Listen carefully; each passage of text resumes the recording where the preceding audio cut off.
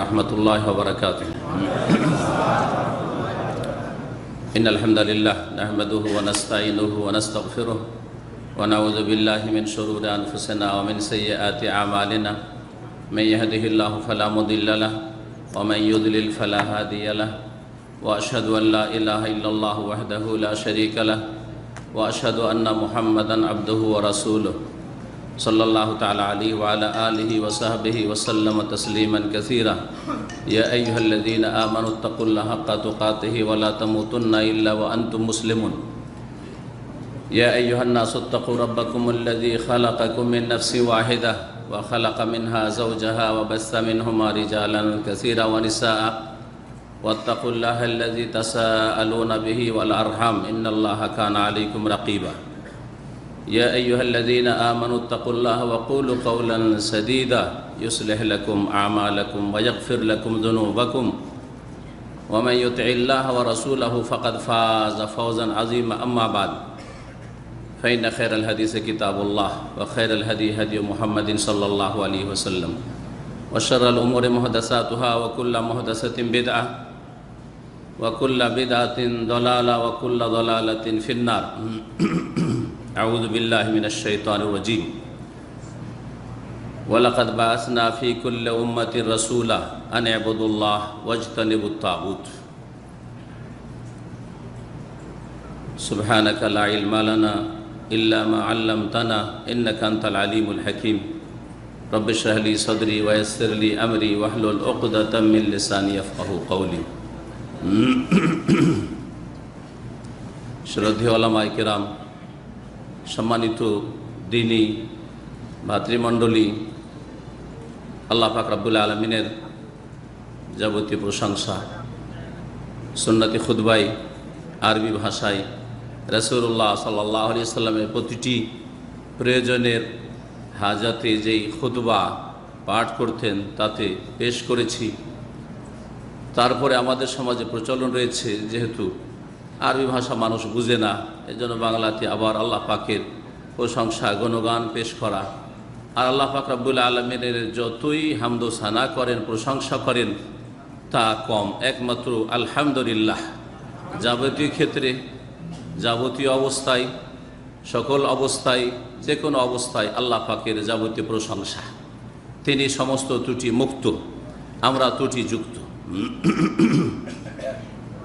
আল্লাহ পাক রব্বুল আলামিন আমরা যা কিছু চাই তাও দান করেন, আর আমরা হয়তো চাইতে জানি না, কিন্তু আমাদের প্রয়োজন তাও আল্লাহ পাক দান করেন। ওয়া আতাকুম মিন কুল্লি মা সাআলতুমুহ, যা কিছু তোমরা চেয়ে থাকো, তোমাদের জবান দ্বারা চেয়ে থাকো, অথবা তোমাদের লিসানুল হাল, তোমাদের অবস্থার ভাষা দিয়ে চেয়ে থাকো, তোমাদের প্রয়োজন আল্লাহ পাক তোমাদেরকে দিয়ে থাকেন।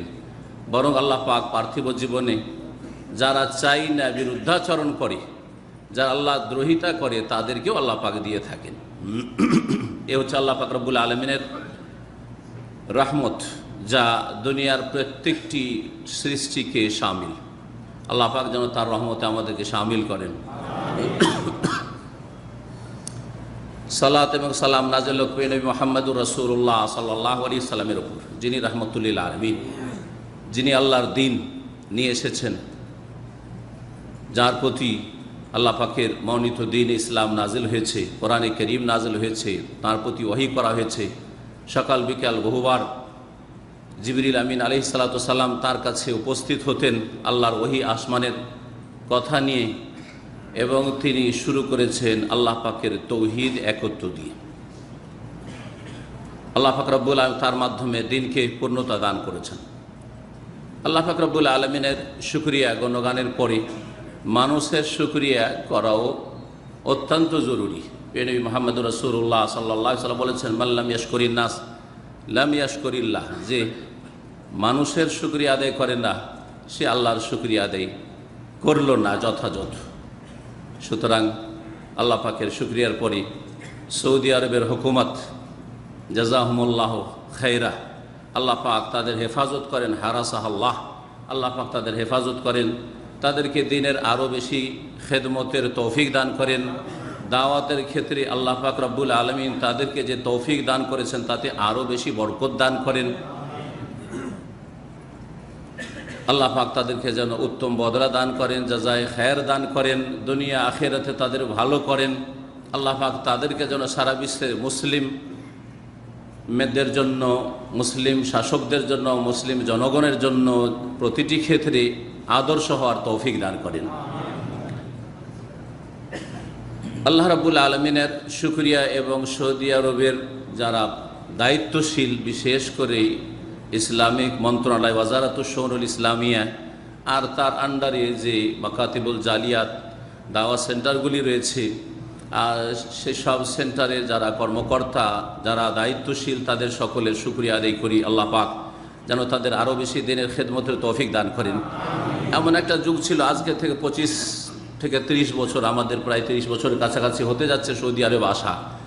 যখন মদিনা ইউনিভার্সিটিতে লেখাপড়া করতাম, বাংলা ভাষায়, উর্দু ভাষায়, আরবি ছাড়া কোথাও কোনো জায়গায় দুটো কথা বলা অসম্ভবের সামিল ছিল, অসম্ভব ছিল। প্রশ্ন উঠত কি বলে, কোনো অনুমতি ছিল না। কিন্তু আল্লাহ পাক আমাদের কিছু দিনী ভাইদেরকে, সৌদি ভাইদেরকে আল্লাহ তাদের জাযায়ে খায়ের দান করেন, এই সুন্নাতে হাসানা চালু করার তৌফিক দান করেছেন, যে প্রবাসীদের জন্য, যারা এইখানে রিয়াল ডলারের জন্য আসছে, রুজি রোজগারের জন্য আসছে, তাদেরকে তার চাইতে বেশি জরুরি যে বিষয়টি, সেটা হচ্ছে আল্লাহর দ্বীনের জ্ঞান, সহি এলম দান করা, আকীদার জ্ঞান দান করা, তাওহীদের জ্ঞান দান করা, তাদের আকীদা আমলের মানহাজের সংশোধন করা এবং তাদের আখলাক চরিত্রের ইবাদত বন্দেগীর সংশোধন করা, তাদেরকে গুমরাহি থেকে ভালো পথের দিকে, জান্নাতের দিকে ফিরিয়ে নিয়ে আসা। এটি আমাদের ফরজ, না হলে কিয়ামতের দিনে জবাব দিতে হবে। এই চিন্তা চেতনা তাদেরকে উৎসাহিত করল যে তারা এই দাওয়াত সেন্টারগুলি, ইসলামিক সেন্টারগুলি, মাকাতিবুল জালিয়াতগুলি তারা খুলল। আর আলহামদুলিল্লাহ আজকে সারা সৌদি আরবের ছোট ছোট গ্রামে পর্যন্ত, কারিয়া যেগুলি গ্রাম, যেখানে মাত্র কয়েকটা লোকও বাস করে, সেখানেও একটা দাওয়াত সেন্টার, ইসলামিক সেন্টার, জালিয়াত আছে। ই আল্লাহ পাকের রহমত। এর জন্য আমাদের সকলকে তাদের শুকরিয়া আদায় করা উচিত। আপনি 2-4টা কথা যে এখানে শিখার সুযোগ পাচ্ছেন, সেই জামানাতে যখন অনুমতি ছিল না বা এই সেন্টারগুলি ছিল, তখনও আলেম ওলামা ছিলেন, কিন্তু শিখার সুযোগ ছিল না। এসেছে পয়সা নিয়ে চলে গেছে, এসেছে এখান থেকে রোজগার করে চলে গেছে, এসেছে এখান থেকে হজ উমরা করে চলে গেছে, দিন শিখার কোনো সুযোগ পায়নি। এই যে সুযোগ সুবিধা আপনাদের জন্য করে দিয়েছেন তারা, আপনাদেরও কিছু করণীয় রয়েছে। তাদেরকে আপনারা দোয়া দেবেন। মান সুন্না ইলাইহি মারুফুন, নবী মুহাম্মদ রাসূলুল্লাহ সাল্লাল্লাহু আলাইহি ওয়াসাল্লাম বলেছেন, কারোর সাথে যদি ভালো আচরণ করা হয়, আপনার সাথে ভালো আচরণ করলো, উপকার করলো, ফাকাল আলি ফাইলিহি জাযাকাল্লাহু খায়রা, যে ভালো আচরণটি করলো আপনার সাথে, তাকে বলে জাযাকাল্লাহু খায়রান, আল্লাহ আপনাকে ভালো বদলা দান করুক।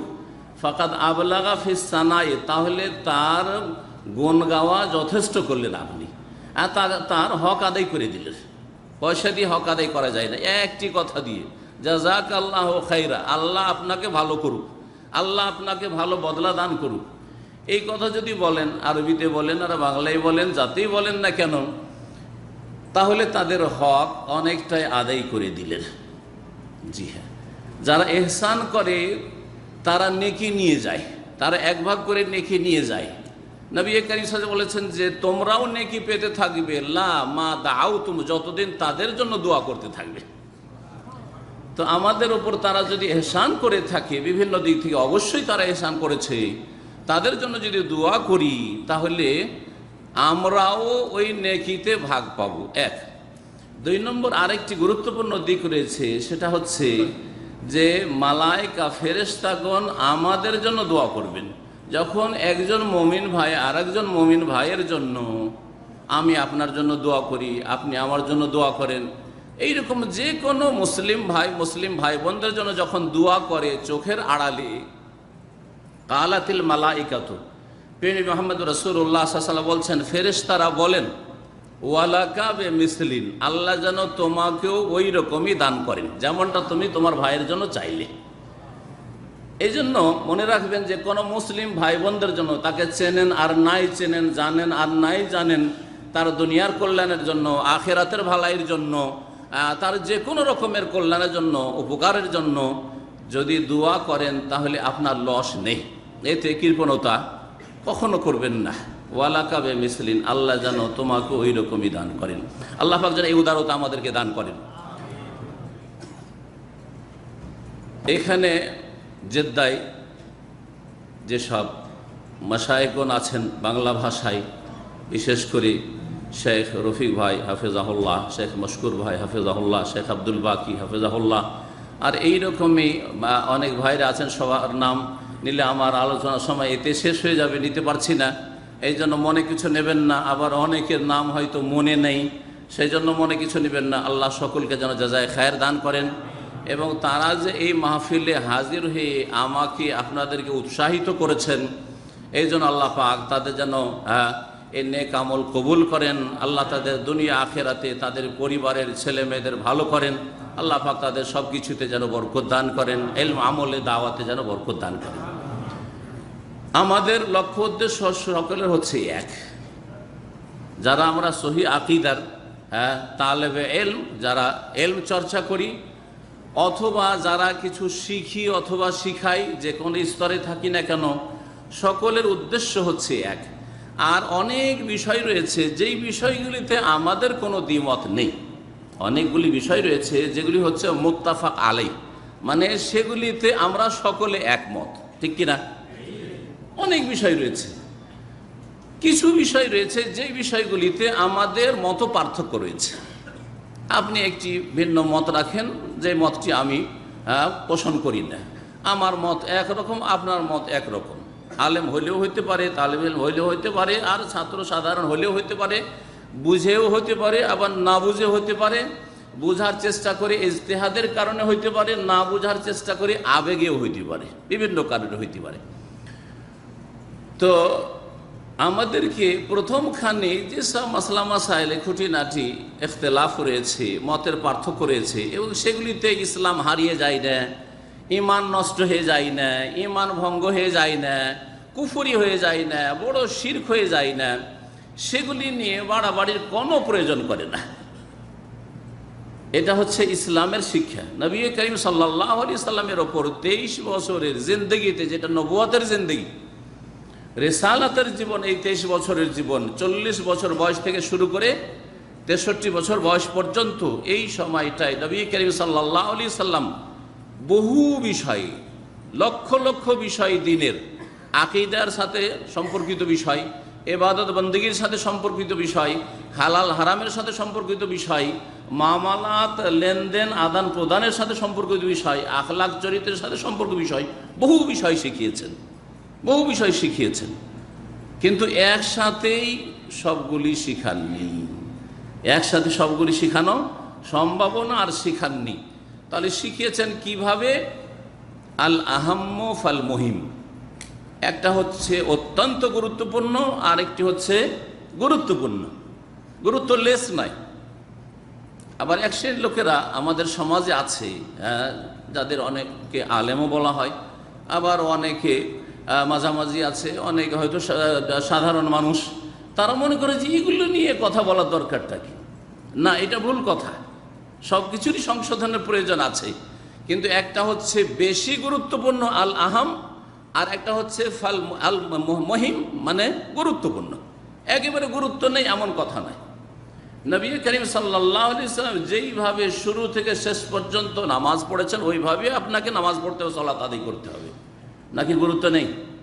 শুধু ফরজগুলির গুরুত্ব আছে, ওয়াজিবাতের গুরুত্ব আছে, সুন্নতের গুরুত্ব নেই? আছে না নেই? আছে।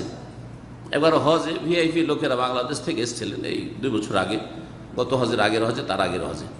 তো এসে শুধু জিজ্ঞেস করে যে শাইখ, এটা ওয়াজিব না সুন্নত?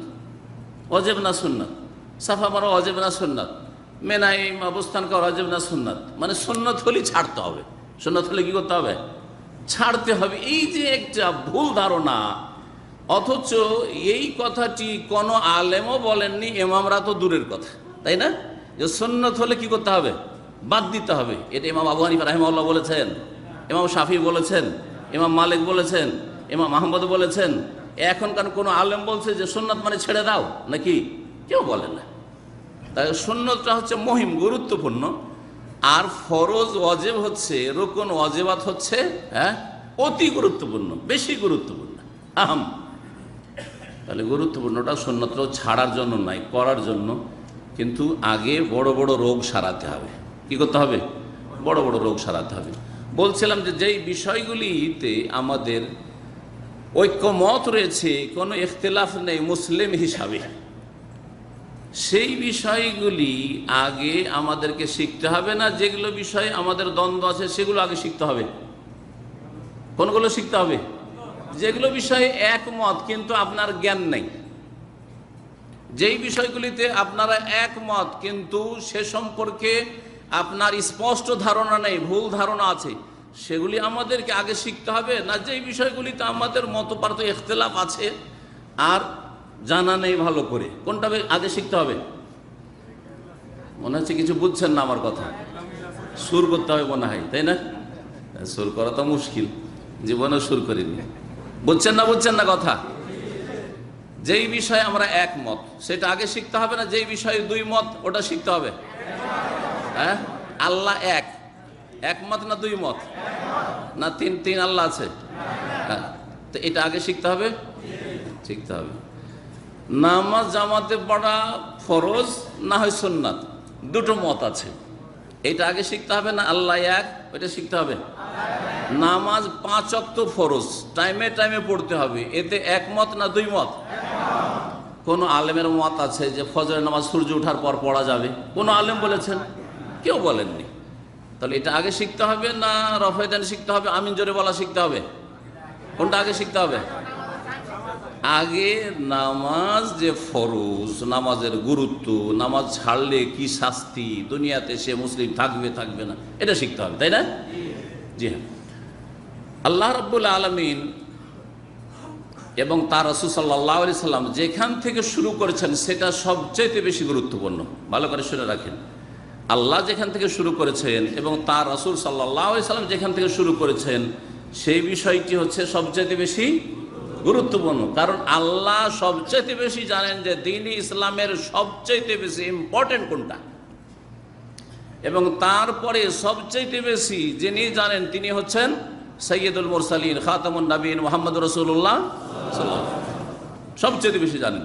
এতে কোনো দ্বিমত আছে? যে হানাফি ভাইরা বলছে যে আল্লাহ এবং রসুল সবচেয়ে বেশি জানেন, আর শাফিরা বলছে যে না, তাদের চাইতে ওলি বুজুর্গ বেশি জানে। দ্বিমত আছে নাকি? আপনাদের মধ্যে কেউ আছে যে নবীর চাইতে বেশি কেউ জানে, কোন ইমাম জানে? না, নেই, দ্বিমত নেই। তাহলে জি, তো যেই বিষয়টিতে আমরা একমত সেই বিষয়টি আমাদেরকে আগে শুরু করতে হবে। তার মধ্যে যে বিষয়টি দিয়ে আল্লাহ শুরু করেছেন, তার রাসূল সাল্লাল্লাহু আলাইহি সাল্লাম শুরু করেছে, সেই বিষয়টি শুরু করা উচিত। ইসলামিক সেন্টার, দাওয়াত সেন্টার জেদ্দা আমার কাছে যে লেটারটি পাঠিয়েছে, দাওয়াতনামা, তাতে তারা একটি বিষয় লিখেছেন আত-তাওহীদ আউয়ালান। প্রথম বিষয় হচ্ছে তৌহিদ। হ্যাঁ, অ্যাট ফার্স্ট তৌহিদ, প্রথম কাজ হচ্ছে কি? তৌহিদ। জি হ্যাঁ, এই তৌহিদ সম্পর্কে আজকে আলোচনা করব। কারণ তারা যখন এই বিষয়টি আমার কাছে চেয়েছেন, এই বিষয়টি আলোচনা প্রথম করব।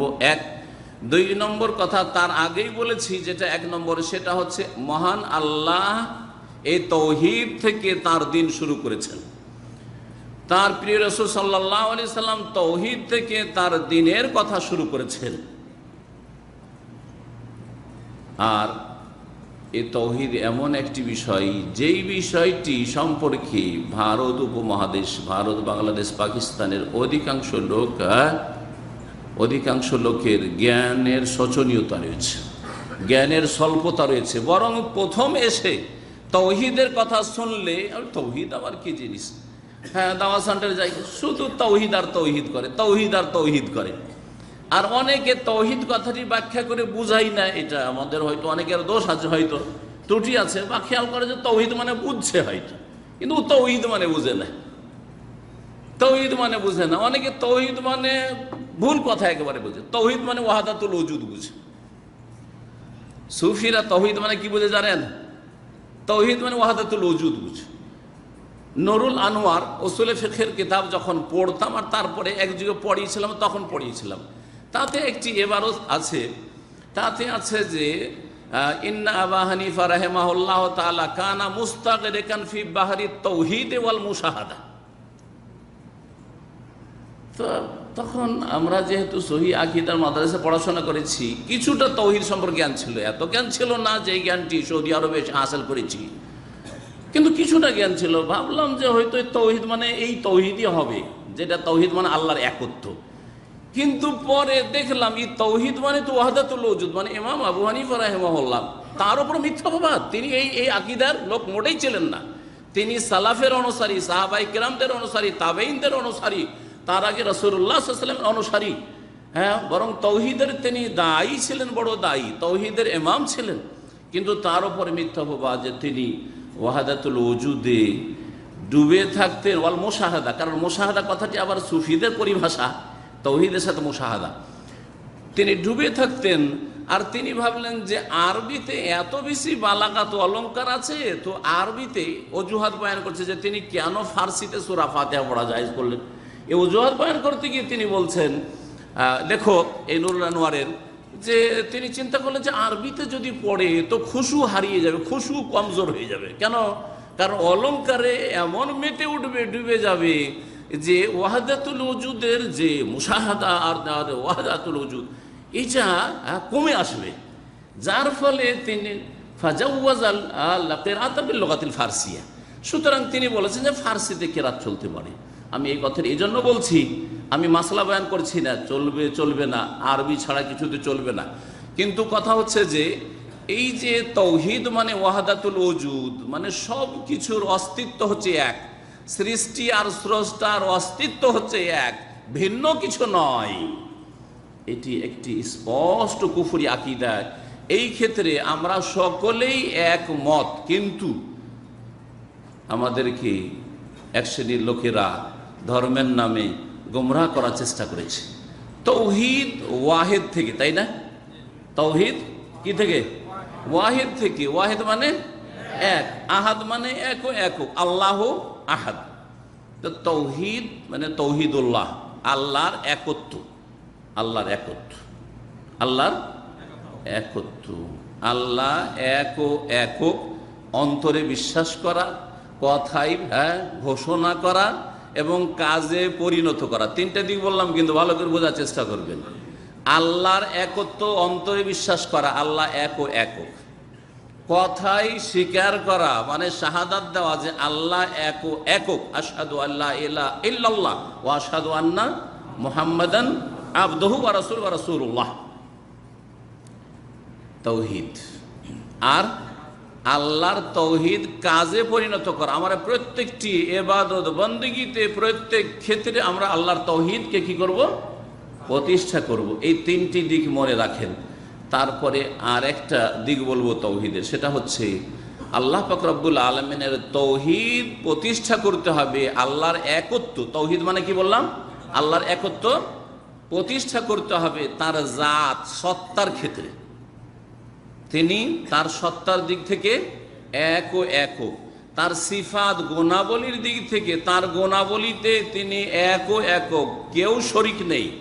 তার রুবুবিয়াতের ক্ষেত্রে, তার কাজগুলির ক্ষেত্রে, তার কোনো কাজে কেউ শরীক নেই। আল্লাহ দুনিয়া নিয়ন্ত্রণ করে আর গৌস কুতুবও দুনিয়া ধরে থাকে, এটা তাওহীদ নয়, এটা শিরক। কি বোঝা গেছে? জি হ্যাঁ। আল্লাহ জান্নাত জাহান্নামের মালিক, হ্যাঁ, আর গৌস কুতুবও মালিক। তারা বড় বড় জাহাজ নিয়ে এসে জান্নাতে নিয়ে চলে যাবে গায়ের জোরে, এটা হচ্ছে শিরক, তাওহীদ নয়। এটা বোঝা গেছে? জি হ্যাঁ। আল্লাহ পাকের কাজে আল্লাহ পাক জান্নাত দেবেন কে? একমাত্র আল্লাহ। নবীও যে জান্নাতের জন্য সুপারিশ করবেন, আল্লাহর কাছে দরখাস্ত করবে যে আল্লাহ তোমার এই বান্দা আমার উম্মতের অমুক, তার জন্য আমি সুপারিশ করতে চাইছি, অনুমতি চাইছি। আগে কি চাইবেন? অনুমতি চাইবেন। আর এই অনুমতি নেওয়ার জন্য লম্বা সেজদায় পড়ে থাকবেন, ফাখিরু সাজেদান, সেজদায় লুটিয়ে পড়বো। আর আল্লাহ পাক আমাকে দোয়া কালাম শিখিয়ে দেবেন, হামদোসানা গুণগান শিখিয়ে দেবেন। তারপরে তখন আল্লাহ পাক রব্বুল বলে, ইয়া মুহাম্মদ ইরফা রাসাকা ওয়াসাল তুতা ওয়াশফাতু শাফা, মাথা উঠাও, হ্যাঁ, চাও তোমাকে দেওয়া হবে, কি চাইছো? ওয়াশফা, সুপারিশ করো, তো শাফা, তোমার সুপারিশ কবুল করা হবে। তাহলে আল্লাহর কাজে কেউ শরীক নেই। আল্লাহর কাজ হচ্ছে হায়াত দান করা, ঠিক কিনা? হায়াত দান কেউ করতে পারে আর? কিন্তু পীর সাহেবের মুরিদ যে ছিল, সেই মুরিদদের একটাই নাতি ছিল, মারা গেছে, কে দেখবে সংসার? তখন গায়ের জোরে জিন্দা করে দিল। কমবে ইজনে বলে কি করে দিল? জিন্দা করে দিল। ওইসব কিস্সা কাহিনী আছে না নেই? আছে। এটা তাওহীদ না শিরক? শিরক। আল্লাহর কাজ হচ্ছে হায়াত দান করা, কেউ হায়াত দিতে পারে না। আল্লাহর কাজ হচ্ছে মত দান করা, কোনো শক্তি মত দিতে পারে না। আল্লাহ যদি মতের সময় আপনার ওই সময় না লিখে রাখে তাহলে ঠিক আছে। জি, আল্লাহ রাব্বুল আলামিনের বহু কাজ রয়েছে। কুল্লা ইয়াউমিন হুয়া ফি শান, প্রতিদিন আল্লাহ রাব্বুল আলামিন তার নিজের কাজে লেগে আছে। আল্লাহর কাজে আল্লাহ একক, এ কথা অন্তরে বিশ্বাস করা, এ কথা কথাই স্বীকার করা, এ কথা কাজেও পরিণত করা। রোগ বালা মুসিবত কে দূর করতে পারেন? আল্লাহ। আর গস কুতুবও পারেন? গসুল আজম পারেন না? বড় পীর সাহেবও পারেন না? কেমন বেয়াদবি করছেন আপনারা? বড় পীরও পারেন না? এটা কেমন কথা হইল? খাজা বাবাও পারেন না? পারেন না তো এত লোক যায় কেন দরখাস্ত করতে ওখানে? তাওহীদ করতে যায় না শিরিক করতে যায়? তাহলে দেখেন, এগুলো বিষয়ে একমত, কোনো ঝগড়া আছে? যে আল্লাহর কাছে চাই। একজন বড় শেখ সৌদি আরবের, হাফেজাহুল্লাহ, তার দার্সে একদিন হাজির হয়েছে, বড় শেখ। তো বলছেন যে ধরেই নিলাম, এক সেকেন্ডের জন্য ধরে নিলাম, বিশ্বাস না করে ধরে নিলাম যে আল্লাহও দিতে পারেন আর খাজা বাবাও দিতে পারেন। ধরে নেন, আল্লাহও দিতে পারেন আর জিলানি দিতে পারেন। ধরেই নিলাম, একটা ভুল কথা ধরে নিলাম। তারপরে জিজ্ঞাসা করছি ওই শিরিককারীদেরকে, ভ্রান্ত আকীদার লোককে, কে বেশি দিতে পারে? কথা বোঝা গেছে? আরে ভাই, শেখও দিতে পারেন, আর যে জেদ্দার যিনি কমিশনার আছেন তিনিও দিতে পারেন। কে বেশি দিতে পারে? ঠিক কিনা? আপনাকে আপনার যে সুপারভাইজার আছে সেও কিছু দিতে পারে, আর আপনাকে আপনার মালিক বস যে কফিল বড় সেও দিতে পারে। কে বেশি দিতে পারে? এটাই যদি বুঝে আসে সৃষ্টিতে এত পার্থক্য, মাখলুকে এত পার্থক্য, তাহলে খালেক মাখলুকে কত পার্থক্য চিন্তা করে তো দেখি, একটু চিন্তা করেন ভালো করে। তাহলে কি করে আপনি আল্লাহ যিনি সর্বশক্তিমান, আলিমুন কাদিরুন সামিউন বাসির, তাকে বাদ দিয়ে যিনি মৃত, যিনি অসহায়, যিনি দুনিয়া থেকে চলে গেছেন, তার কাছে গিয়ে আশ্রয় নিচ্ছ, আর তার সম্পর্কে ধারণা রাখছে যে তারাও দিতে পারে, তারাও নিতে পারে, ইত্যাদি ইত্যাদি। আল্লাহ পাক যেন বুঝার তৌফিক দান করেন। ঠিক, তৌহিদ কথাটি এত অজানা আমাদের যে আমরা এই সৌদি আরবে এসে অনেকে চমকে উঠতাম তৌহিদ। যারা তৌহিদ জানতেন না, কি রে ইসলামী সেন্টারে গেলে অথবা এখানে কোনো জায়গায় গেলে শুধু তৌহিদ আর তৌহিদ। আপনাদের কথা বাদ দেন, আমার কথা বলছি। কারণ আপনাদের কথা বললে অনেকে হয়তো ভাববেন যে আমি তৌহিদ জানতাম।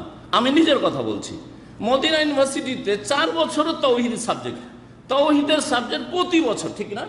প্রতি বছর তৌহিদের সাবজেক্ট। তৌহিদ সম্পর্কে 2টো কিতাব মাত্র পড়ে এসেছি। একটু কিতাবুত তৌহিদ সামান্য পড়ে এসেছি, তাও পুরোটা মনে হয় নয়। আর আকীদা ওয়াসিতিটা পড়ে এসেছি। মোটামুটি একটা প্রাথমিক জ্ঞান তৌহিদ সম্পর্কে আছে। আর তার আগে আকীদা নাসাফি, আশারি, মাতুরিদি, ভুল আকীদা পড়েছি। আসার পরে দেখলাম শুধু তৌহিদ আর তৌহিদ। ডেলি এসে 60 মিনিটে 1 ঘন্টা, আর শুধু তৌহিদ তৌহিদ। প্রথমখানে যেন কি লাগতো, কষ্ট লাগতো, শুধু তৌহিদ তৌহিদ তৌহিদ। আরে বাবা, এত কথা কোথায় আছে? কি আছে বা তৌহিদে যে এত কথা? কিন্তু যখন তৌহিদ ধীরে ধীরে ধীরে অভ্যস্ত হইলাম তৌহিদ শিখতে, যেমন হাদিস শিখেছিলাম, তফসির শিখেছিলাম, গ্রামার, নাহু, সার্ফ শিখেছিলাম, অন্য অন্য সাহিত্য, আরবি সাহিত্য শিখেছিলাম, ওই রকমই যখন তৌহিদ শিখলাম তখন বুঝলাম যে আরে বাপরে বাপ, ই তো তৌহিদ, তো ভাস্ট ব্যাপার স্যাপার, ই তো বিশাল ব্যাপার স্যাপার। আমি তো ভাবছিলাম, কারণ যেই মাছ যত কোম্পানিতে থাকে তত বেশি কি করে, ফাল দেয়, বুঝলেন তো? আপনারা তো ফাল দেওয়া বলেন, ফুটুং ফুটুং করে, আমাদের আঞ্চলিক মাছ লাফালাফি করে। আর যেই মাছ যত গভীর পানিতে থাকে ও মাছের তলা পাওয়া যায় না, আছে কি নাই বোঝা যায় না, ঠিক না? তো ওই রকম ব্যাপারটা আমাদের। তৌহিদটা আপনাদেরকে খানিকটা আজব লাগবে যারা তৌহিদ শোনেননি। এখন যদি সুর করা ওয়াজ শুরু হয়, কিসসা কাহিনী, খুব মজা লাগবে। নামাজের যদি ফজিলত আর 49 কোটি সওয়াবের কথা বলি, খুব মজা লাগবে আপনাদেরকে, কারণ এগুলো শুনে অভ্যাস হয়ে আছে, তাই না? মজা লাগবে আপনাদেরকে। আর তারপরে শর্টকাটে জান্নাত যেতে চান, অল্প কিছু বলেন, 49 কোটি নেকি দেন, তাই না? এইগুলো চান আসলে। কিন্তু কথা হচ্ছে যে আল্লাহ যেখান থেকে শুরু করেছেন, তার নবী মুহাম্মদ রাসূলুল্লাহ সাল্লাল্লাহু আলাইহি ওয়াসাল্লাম যেখান থেকে শুরু করেছে সেখান থেকে শুরু করতে হবে। বলছিলেন এখনো তৌহিদের ব্যাখ্যা করা হয়নি। জি, তৌহিদ বললাম যে আল্লাহর সত্তার ক্ষেত্রে, জাতের ক্ষেত্রে, সিফাত গুণাবলীর ক্ষেত্রে, আল্লাহর কাজের রুবুবিয়তের ক্ষেত্রে। আর একটা ক্ষেত্র আছে আল্লাহ পাকের ইবাদত বন্দেগীর ক্ষেত্রে। আল্লাহর ইবাদত বন্দেগী হচ্ছে বান্দার কাজ, আমার কাজ, আপনার কাজ হচ্ছে আল্লাহ পাকের ইবাদত, ঠিক না? আমি আপনি কার ইবাদত করব? আল্লাহর ইবাদত করব। আল্লাহ আমাদেরকে তার ইবাদতের জন্য সৃষ্টি করেছেন।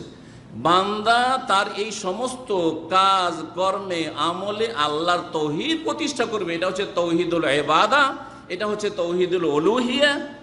এই ক্ষেত্রগুলি মনে রাখবেন, অন্তর থেকে, জবান দিয়ে, কাজে কর্মে আল্লাহর একত্ব প্রতিষ্ঠা করা, আল্লাহর সত্তার ক্ষেত্রে, গুণাবলীর ক্ষেত্রে, কাজের ক্ষেত্রে, বান্দার কাজের ক্ষেত্রে, আল্লাহর ইবাদত বন্দেগীর ক্ষেত্রে আল্লাহর তৌহিদ প্রতিষ্ঠা করতে হবে। এই কয়েকটি ক্ষেত্র বুঝে নিয়ে যদি তৌহিদকে সহজভাবে বোঝানোর জন্য এইভাবে বললাম, যদি তৌহিদ প্রতিষ্ঠা করেন তাহলে জান্নাত ইনশাআল্লাহ তাআলা পাবেন, এতে কোনো সন্দেহ নেই। এটা কোরআন এবং হাদিসের কথা, জান্নাত পাবেন, এতে কোনো সন্দেহ নেই। তৌহিদ সম্পর্কে বলতে গিয়ে আরেকটি কথা বলি, অনেকে তৌহিদের শুধু একটা দিক বুঝে, নেগেটিভ বুঝে, পজিটিভ বুঝে না। নেগেটিভ বুঝে, পজিটিভ বুঝে না। কিছু সহি আকীদার লোক আছে কিন্তু আমল খুব খারাপ, তারা নেগেটিভ বুঝে, পজিটিভ বুঝে না। কেমন করে? তৌহিদের কালেমা কোনটি? তৌহিদের কালেমা লা ইলাহা ইল্লাল্লাহ, এটা হচ্ছে কি কালেমাতুত তৌহিদ। এর নাম হচ্ছে, এর নাম কালেমাতুন তাইয়্যিবা, এর নাম কালেমাতুত তৌহিদ। হ্যাঁ, এই কালেমা হচ্ছে তৌহিদ, আল্লাহর একত্ব ঘোষণার কালেমা, একত্বের সাক্ষ্য প্রদানের কালেমা, একত্ব প্রতিষ্ঠার কালেমা, এই কালেমাতুত তৌহিদ। লা ইলাহা ইল্লাল্লাহ, এতে কয়টি কথা আছে? কয়টি কথা আছে? দুইটি কথা আছে, একটা পজিটিভ আর একটা হচ্ছে নেগেটিভ। পজিটিভ হচ্ছে কোনটি আর নেগেটিভ কোনটি, কে বুঝাতে পারবেন? হ্যাঁ, নেগেটিভ কোনটি? হ্যাঁ, লা ইলাহা এটা হচ্ছে নেগেটিভ, আর ইল্লাল্লাহ পজিটিভ। মাশাআল্লাহ, দেখেন কিছুটা বুঝেছেন। এগুলো হচ্ছে ইসলামিক সেন্টারের বরকত। ইসলামিক সেন্টারে যেসব ভাইরা সম্পর্ক রাখেন তারা তৌহিদ কিছু না কিছু বুঝেন। আর যারা ইসলামিক সেন্টারে যান না, মনে করছেন যে জন্মসূত্রে মুসলিম আর 5 ওয়াক্ত নামাজ পড়ি, আর আবার শিখার কি প্রয়োজন আছে। আবার অধিকাংশ মানুষের কি ধারণা যে হুজুরেরা শেখেরা কি বা আলোচনা করবে, ওই তো নামাজই না বলবে, আমি তো নামাজ পড়ছি। অনেক ফ্যামিলিওয়ালার লোককে আমি দেখেছি, দাম আমি 18 বছর, বলি যে ভাই ফ্যামিলি প্রোগ্রাম আছে আসেন, তো বলছে যে শেখ সময় হয় না। অনেক আগের কথা বলছি, সময় হয় না, ব্যস্ত থাকি ছেলে মেয়ে নিয়ে, সময় হয় না। আলহামদুলিল্লাহ নামাজটা পড়ি। ডাক্তার, ইঞ্জিনিয়ার, এইরকম যারা উচ্চশিক্ষিত তারা ওইভাবে সময় অনেকে দিতে চায় না, বা অধিকাংশই দিতে চায় না। দুনিয়ার জন্য সময় আছে, কারণ দুনিয়া গরজ আছে। আর দিন শিখার জন্য সময় নেই, কারণ গরজ নেই। গরজ থাকলেই ফরজ হবে, আর গরজ না থাকলেও ফরজ নাই, ঠিক না? যেই কাজের যেই রকম গরজ করবেন সেই রকম গুরুত্ব দেবেন, এটা হচ্ছে মানুষের স্বভাব, মানুষের প্রকৃতি। আপনি দিনকে গুরুত্ব দেন, আপনার দুনিয়া তুচ্ছ হয়ে যাবে, দিন আপনার গুরুত্ব পেয়ে যাবে। কিন্তু যখন মনে করবেন যে জন্মসূত্রে মুসলিম তো আছি, আর নামাজ তো পড়ছি, রোজা তো রাখছি, যাকাত তো দিচ্ছি, আর কি হজ তো করেছি, আর জিদ্দা থেকে মাসে তো 2-4টা করে উমরা করছি, আর কি চাই। কিন্তু তৌহিদও বুঝেন না, না বুঝেন না, নেগেটিভও বুঝেন না, পজিটিভও বুঝেন না, যার ফলে অনেক সময় না জানতে শিরিক করেন, আর অনেক সময় ফরজ পজিটিভে আপনি ঘাটতি করেন। এখন পজিটিভ কোনটা, নেগেটিভ কোনটা, এটা বুঝেন কালেমায়ে তৌহিদের। লা ইলাহা মানে নেই কোন এলাহ, না সত্য এলাহ, সত্য মাবুদ নেই। এলাহ মানে মাবুদ, সত্য উপাস্য নেই। কখনো বলবেন না লা ইলাহা মানে এলাহ নেই, কথাটি অবাস্তব। উপাস্য নেই যদি বলেন তো এটি মিথ্যা কথা। উপাস্য আছে, হিন্দুদের উপাস্য হচ্ছে দেবদেবী, তাই না? হ্যাঁ, যারা যার পূজা করে, যে গাছের পূজা করে গাছে তার উপাস্য, যে তারকার পূজা করে তারকাই তার উপাস্য, যে আগুনের পূজা করে মজুস আগুনই তার উপাস্য, ঠিক না? এলা তো আছে, কিন্তু এগুলি এলা হচ্ছে বাতিল, হক নাই। যালিকা বিআন্নাল্লাহা হুয়াল হক ওয়া আন্না মা ইয়াদউনা মিন দুনিহিল বাতিল। এই আয়াতটি দুইবার করে কোরআনে কারিমে এসেছে। মিন দুনি হুয়াল বাতিল সূরা হজে, আর মিন দুনিহিল বাতিল সূরা লোকমানে। যালিকা, শুনে রাখো ভালো করে হে মানুষ, বিআন্নাল্লাহা হুয়াল হক, আল্লাহ হচ্ছেন সত্য। আল্লাহ হচ্ছেন কি? সত্য মাবুদ। আল হক, মাবুদ হক, সত্য মাবুদ, সত্য উপাস্য একমাত্র আল্লাহ। ওয়া আন্না মা ইয়াদউনা মিন দুনিহিল বাতিল, আর আল্লাহকে বাদ দিয়ে যে সবকে ডেকে থাকে এক শ্রেণীর মানুষরা, সেসব হচ্ছে আল বাতিল। কি? বাতিল। তাহলে লা ইলাহা মানে হচ্ছে কি নেই? সত্য উপাস্য নেই। উপাস্য যদি থাকেও কারো, সেটা মিথ্যা, বাতিল, ভ্রান্ত। সত্য উপাস্য নেই। এই নেগেটিভ অনেকের আছে। আমাদের ভারত, বাংলাদেশ, পাকিস্তানের অনেক সহি আকিদার লোকের আছেন। এখানে অনেকে সহি আকিদা পেয়েছেন, কিন্তু আমলে বড়ই ত্রুটি, যার ফলে ওরা শিরকি আকিদা রাখে না, শিরকি কথাও বলে না, আর শিরকি আমলও করে না। বড় শিরক করে না, এমনকি ছোট শিরক হয়তো করে না, কিন্তু পজিটিভ তাদের নেই। একটা তার আছে আর একটা তার নেই। বিদ্যুতে কটা তার লাগে? দুটো লাগে। একটা তার তাদের আছে আর একটা নেই। তার ছিঁড়া, এরা তার ছিঁড়া মুসলিম। কেমন এরা? ওরাকে জিজ্ঞেস করেন যে কবর মাজারে কিছু পাওয়া যায় না? ফালতু কিছু পাওয়া যায় না কবর মাজার। কথা ঠিক না ভুল? মাজারে কবরে কিছু পাওয়া যায় না, কথা ঠিক না ভুল? ঠিক। তো কথা ঠিক তাদের, এই তো ঠিক, একমত তার সাথে। জি, নেগেটিভ তাদের ঠিক আছে, এই জন্য বললাম। পীরদের কাছে কিছু পাওয়া যায়? বলবে না, পাওয়া যায় না। কথা ঠিক না ভুল? ঠিক। হ্যাঁ, পাওয়া যায় না, এই কথা ভুল না ঠিক? হ্যাঁ, বুঝে জবাব দেবেন। তাবিজে রোগ ভালো হয় না? হয় না, এইটাও বলবে। যদি জিজ্ঞেস করে তাবিজ বাঁধে বাঁধি না, তাবিজে কিছু ফায়দা হবে না? কিছু ফায়দা হয় না। তাহলে লা ইলাহা, শিরিক নেই, ঠিক, এটা ঠিক আছে। এই নেগেটিভটা ওদের ঠিক আছে। ইল্লাল্লাহ, ইল্লাল্লাহ হচ্ছে পজিটিভ। যখন বাতিল উপাস্যকে অস্বীকার করলেন, তো যিনি সত্য মাবুদ, যিনি মাবুদে হক, তার ইবাদত বন্দেগী সবচেয়ে বড় ফরজ কাজ। তার ইবাদত বন্দেগী করা সবচেয়ে বড় ফরজ কাজ। অন্তরের ইবাদত বন্দেগী করা, জবানের ইবাদত বন্দেগী করা, অঙ্গ প্রত্যঙ্গের ইবাদত বন্দেগী করা, আপনার অর্থ সম্পদ দিয়ে ইবাদত বন্দেগী করা। আল্লাহ পাক রব্বুল আলামিন যিনি মাবুদে হক, তার ইবাদত বন্দেগী করা সবচেয়ে বড় ফরজ। এটা হচ্ছে পজিটিভ, এটা হচ্ছে পজিটিভ। ওই যারা কবরে সেজদাও করে না, তাবিজও বাঁধে না, আর এইসব টোটকা ফোটকাও বিশ্বাস করে না, কোনো শিরকি আকিদা আমল তাদের নেই, এই দিকটা তাদের ঠিক আছে। কিন্তু তাদের জিজ্ঞাসা করেন ইসলামের প্রথম কাজ যার মাধ্যমে, প্রথম ইবাদত যার মাধ্যমে তৌহিদের বহিঃপ্রকাশ ঘটে, তৌহিদের প্র্যাকটিক্যাল হয়ে থাকে, তৌহিদের বাস্তবায়ন ঘোষণা হয়ে থাকে, তা কাজে কর্মে ঘোষণা করে থাকি আমরা যে আমরা তৌহিদবাদী মুসলিম, সে প্রথম কাজটি হচ্ছে কি? 5 ওয়াক্ত নামাজ, 5 ওয়াক্ত সালাত, ঠিক না?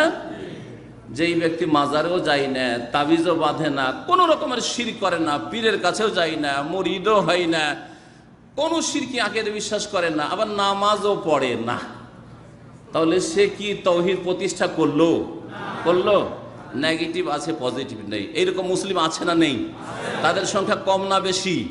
তাদেরই সংখ্যা বেশি, বেনামাজির সংখ্যা সবচেয়ে বেশি। আল্লাহ পাক হায়াত রাখলে ইনশাআল্লাহ তাআলা কালকে কিছু নামাজ সম্পর্কে আলোচনা করবো। আজকে আর নামাজের দিকে ঢুকছি না, এতটাই যথেষ্ট। তাহলে এই কালেমা তৌহিদ প্রতিষ্ঠা করলে যেমন শিরক মুক্ত হইতে হবে, অন্তরকে, কথাকে, কাজকে শিরক মুক্ত করতে হবে, ঠিক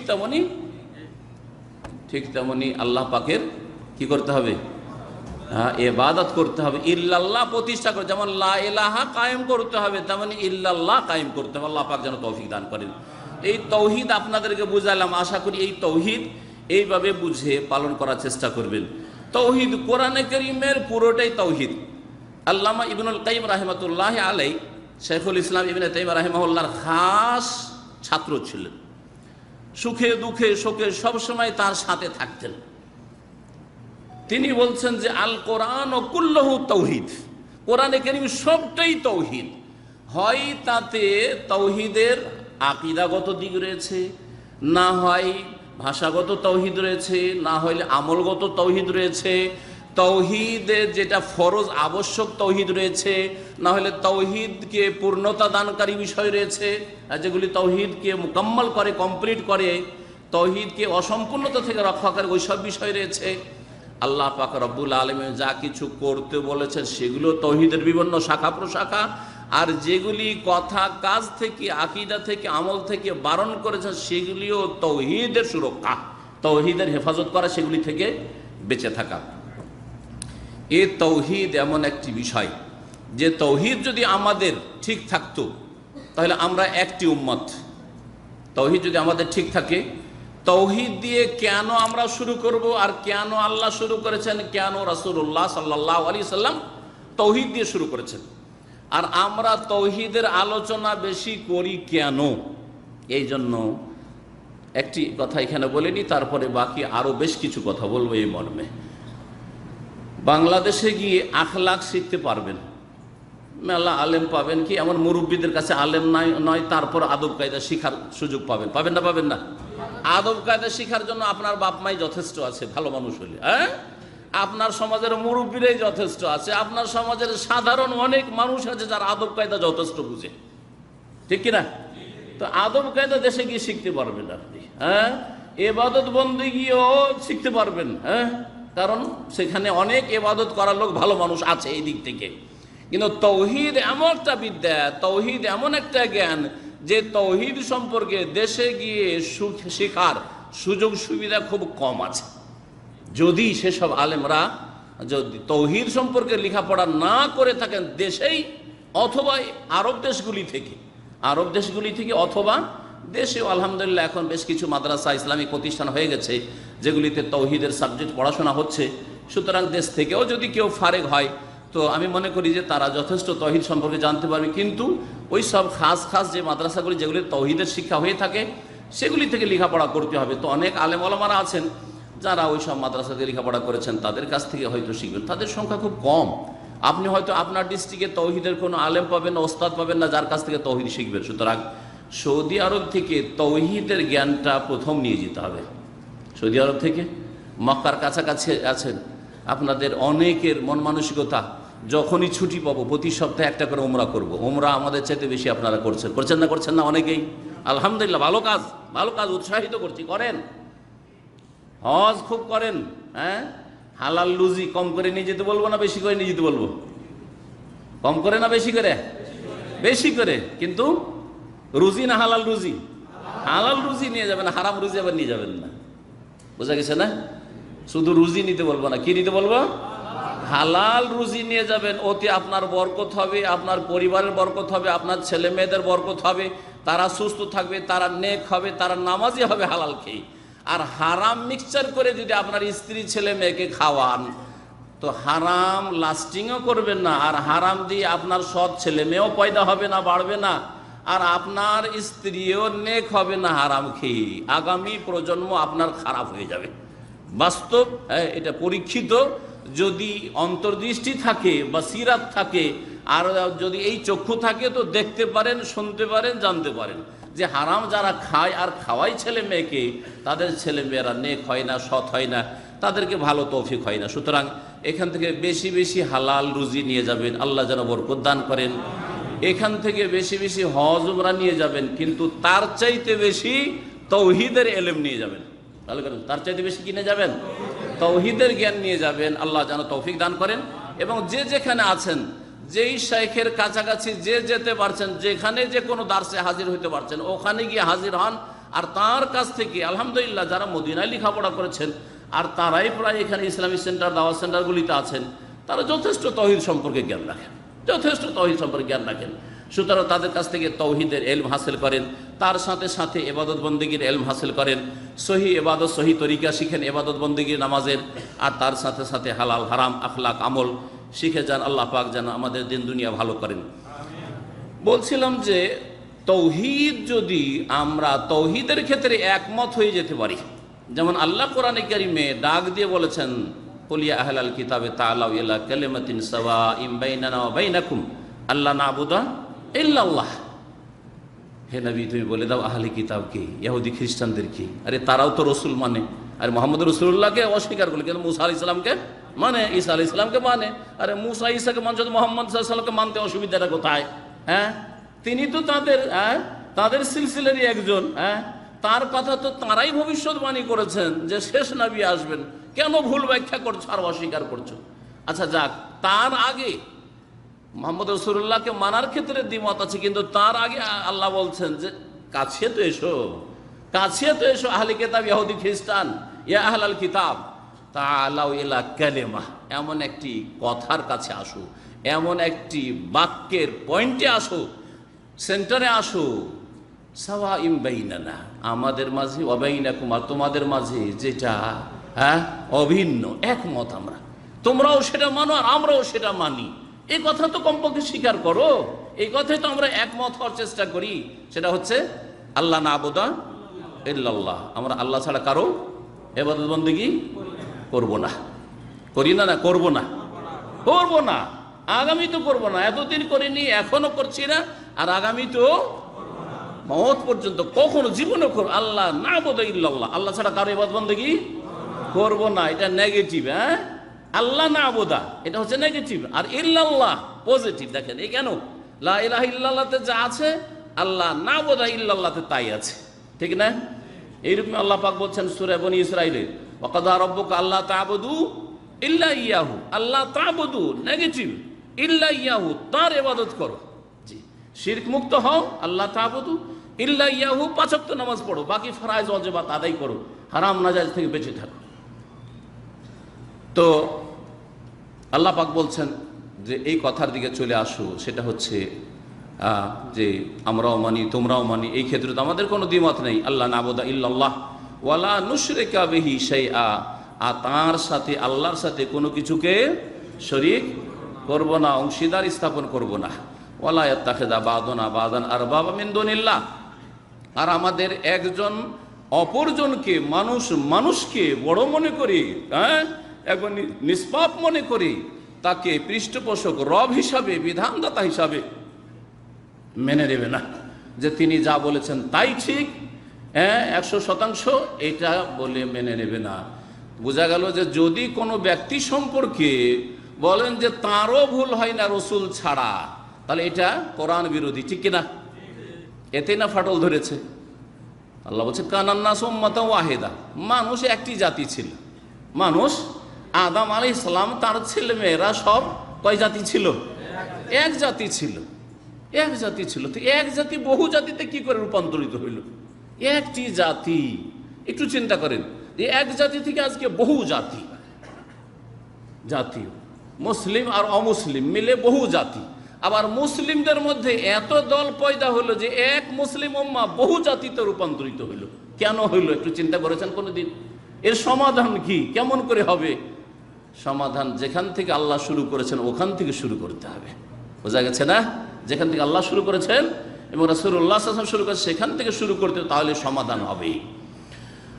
বলছিলাম যে তৌহিদের ক্ষেত্রে আমরা একমত, কানান নাস উম্মাতান ওয়াহিদা। যদি আমরা এই কথায় একমত হয়ে যাই যে আমাদের আল্লাহ এক, অন্তরে, কথাতে, কাজে, সব কিছুতে আমরা একমত হতে পারলাম না? আমরা একটি জাতিতে পরিণত হতে পারলাম না? আমরা সকলেই এই কালেমার লা ইলাহা ইল্লাল্লাহর নেগেটিভ পজিটিভ বাস্তবায়ন করব, একমত হতে পারলাম না? এক প্ল্যাটফর্মে একত্রিত হতে পারলাম না? জি হ্যাঁ, আল্লাহ ছাড়া কারো ইবাদত করব না, এবং আল্লাহর ইবাদত করব। মসজিদে জায়গায় দেওয়া যাবে না, তাই না? আর শিরকের জায়গাগুলি বিরান হয়ে যাবে। কিছুদিনের মধ্যে শিরকের আস্তানাগুলি কি হয়ে যাবে? একেবারে বিরান হয়ে যাবে। কারণ আমরা একমত হয়ে গেছি যে শিরকের আস্তানায় কেউ যাব না, আর মসজিদকে আমরা ভর্তি করে দেব, আল্লাহর ইবাদতবন্দি করব। যখন যেইভাবে আল্লাহ ইবাদত করতে বলছেন সেইভাবে তার ইবাদতবন্দি করব। সহজ, এক মত খুব সহজ। এসব বিষয়ে কোনো দ্বিমত আছে? জি হ্যাঁ। তাওহীদ এমন একটি বিষয়, সুবহানাল্লাহ, যে তাওহীদ যদি প্রতিষ্ঠা করা হয় তো সারা বিশ্বের সমস্ত মুসলিম শুধু না, সমস্ত মানুষ এক হয়ে যেতে পারবে, একটি জাতিতে পরিণত হইতে পারবে। সমস্ত মুসলিমদের 73-এর বেশি যে দল উপদল হয়ে গেছে, ফিরকা হয়ে গেছে, সবগুলি একটি জামাতে পরিণত হইতে পারবে। পারবে না? পারবে না? আমরা এক আল্লাহ ছাড়া কারো ইবাদত করি না। এক হওয়া সহজ উম্মতের। আপনারা এক হতে চান না বহু মতে বিভক্ত থাকতে চান? এক হতে চান। সুবহানাল্লাহ, জনগণ এক হতে চায়, কিন্তু এক শ্রেণীর অসৎ লোক রয়েছে যারা তাদের ধর্মীয় ব্যবসা নিয়ে বসে আছে, ধর্ম ব্যবসা করছে, তারা এক হতে দিতে চায় না, এক হতে চায় না। কোরআন এক হওয়ার দিকে আহ্বান করছে, রাসূলুল্লাহ সাল্লাল্লাহু আলাইহি সাল্লাম এক উম্মত হওয়ার জন্য আহ্বান করছেন। জনগণ এক হতে চায়, কিন্তু এক শ্রেণীর লোকের অসৎ উদ্দেশ্য নিয়ে বসে আছে, শিরকের ব্যবসা, ধর্মের ব্যবসা, তাবিজের ব্যবসা, আর মাজারের ব্যবসা, বহু ব্যবসা নিয়ে বসে আছে, যারা আমাদেরকে এক হতে দিতে চাই না। আল্লাহ পাক রব্বুল আলামিন তাদের অনিষ্ট থেকে আমাদের হেফাজত করেন। আল্লাহ পাক তৌহিদ কায়েমের মাধ্যমে মুসলিম উম্মাহকে এক হওয়ার তৌফিক দান করেন। তৌহিদ এমন একটি বিষয় যে তৌহিদে ভেজাল ঢোকার কারণেই নবী রসুলের প্রয়োজন হয়েছে। কথা বুঝছেন না? বুঝছেন না? যদি তৌহিদে ভেজাল না হইতো, নূহ আলাইহিস সালামের প্রয়োজন হইতো? আসতেন না। তাহলে নূহ আলাইহিস সালামকে কেন পাঠালেন আল্লাহ পাক রব্বুল আলামিন? যে লোকেরা তৌহিদের জায়গায় কি করলো? আল্লাহ ছাড়া অন্যের পূজা শুরু করলো। তখন নূহ আলাইহিস সালামকে আল্লাহ পাক, তাহলে এই তৌহিদ প্রতিষ্ঠার উদ্দেশ্যে আর শিরকে উৎখাত করার উদ্দেশ্যে আম্বিয়া রাসূলগণকে আল্লাহ পাক পাঠিয়েছেন। কিতাব কেন নাযিল করলেন? সকলে যদি আল্লাহর ইবাদত করে, আল্লাহর সাথে শিরক না করে, তাহলে কিতাব নাযিলের ওহীর প্রয়োজন ছিল? প্রয়োজনই ছিল না।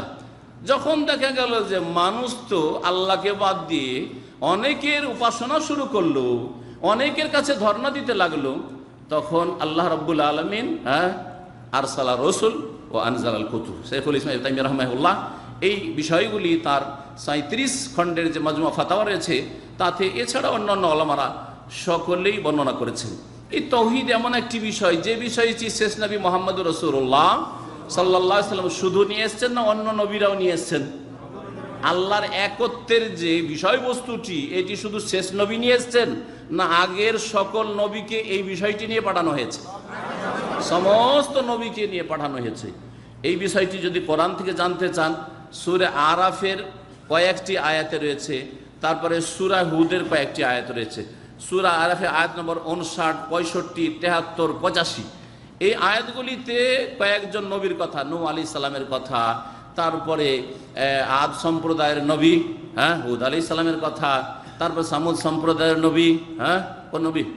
সালেহ আলাইহিস সালামের কথা। বলেন না যে মনে হচ্ছে না বকিলি করছেন? জানা থাকলে বলবেন। জি, এইভাবে শুআয়ব আলাইহিস সালামের কথা, এইসব আম্বিয়া রাসূলগণের কথা বর্ণনা করে তাদের কাহিনী বলতে গিয়ে আল্লাহ বলছেন, তারা সকলে বলছেন উবুদুল্লাহ মা লাকুম মিন ইলাহিন গায়রুহ, তোমরা এক আল্লাহর ইবাদত করো, তোমাদের তার ছাড়া কোনো সত্য উপাস্য নেই, তিনি ছাড়া আর তোমাদের কোনো সত্য উপাস্য নেই। সকল নবী রাসূলগণ বলেছেন। এই কথাটি যদি একটি আয়াতে জানতে হয়, প্রত্যেক নবী রাসূল যে যেখানে প্রেরিত হয়েছেন সে সম্পর্কে সূরা আম্বিয়ার আয়াত নম্বর 25 আল্লাহ বলছেন, ওমা আরসালনা মিন ক্বাবলিকা মিন রাসূলিন ইল্লা নূহি ইলাইহি আন্নাহু লা ইলাহা ইল্লা আনা ফাবুদু। আল্লাহ বলছেন, ওমা আরসালনা মিন ক্বাবলিকা মিন রাসূল, হে নবী তোমার পূর্বে যত নবী রাসূল প্রেরণ করেছি, যত রাসূল প্রেরণ করেছি, ইল্লা নূহি ইলাইহি সকলকে আমি এই মর্মে ওহী করেছি কি, যে লা ইলাহা ইল্লা আনা, আমি আল্লাহ ছাড়া কোনো সত্য মাবুদ নেই। আমি আল্লাহ ছাড়া কোনো সত্য মাবুদ নেই। যখন আল্লাহ ছাড়া কোনো সত্য উপাস্য মাবুদ নেই, তো ইবাদত করব কার? দেবদেবীর? গোস কুতুবের? মাজারের? না, কারণ না। ফাবুদুন, সুতরাং আল্লাহ বলছে আমারই ইবাদত করো। ফাবুদুন আসলে হচ্ছে ফাবুদুনি, হালকা করে ইয়াকে হযফ করা হয়েছে। গ্রামারের যারা পণ্ডিত আলেম তারা বলেছেন ফাবুদুন, আমার ইবাদত করো একমাত্র, এক আল্লাহর ইবাদত করো। এ কথা সমস্ত নবী রসুলগণের দাওয়াত ছিল। এইরকম কোরআনে কারিমে বহু আয়াত রয়েছে। এখন এই তৌহিদের গুরুত্ব এবং তৌহিদ দিয়ে নবী মুহাম্মদুর রাসূলুল্লাহ সাল্লাল্লাহু আলাইহি ওয়াসাল্লাম শুরু করেছেন, আমরা শুরু করব। আর আমাদের দাওয়াতের মূল বিষয় তৌহিদ হবে। আর অনেকে একটা নতুন হিকমা মনে করেন যে হিকমত হিকমত হিকমত কথাটি খুব আমাদের সমাজে বলা হয়, তাই না? সবাই ব্যবহার করে, সই আকিদার আলেমরাও হিকমত বলে, আর যারা ভুল আকিদার আলেম তারাও হিকমত হিকমত বলে। এক শ্রেণীর লোকেরা হিকমত বলে সত্যকে গোপন করা। হিকমত মানে সত্যকে সারা জীবন লুকিয়ে রাখা। কথা ঠিক না ভুল? সারা জীবন কাউকে জানতে দিলেন না, হিকমত করলেন না, গোপন করলেন, খেয়ানত করলেন। আপনি জানতেই দিলেন না আল্লাহর দিনের কথা, খেয়ানত করলেন আপনি। আচ্ছা, যদি এর বিপরীত করেন, সহি কথা হক কথা যা জানেন, এক ছুটিতে গেছেন সবগুলি গ্রামে জানিয়ে দিলেন একবারে, এই ছুটিতে পুরা দাওয়াত দিয়ে যাব, হিকমত করলেন না হিকমতের বিপরীত করলেন? হ্যাঁ, আস্তে করে, মানে বুঝতে একটু অসুবিধা হচ্ছে, তাই না?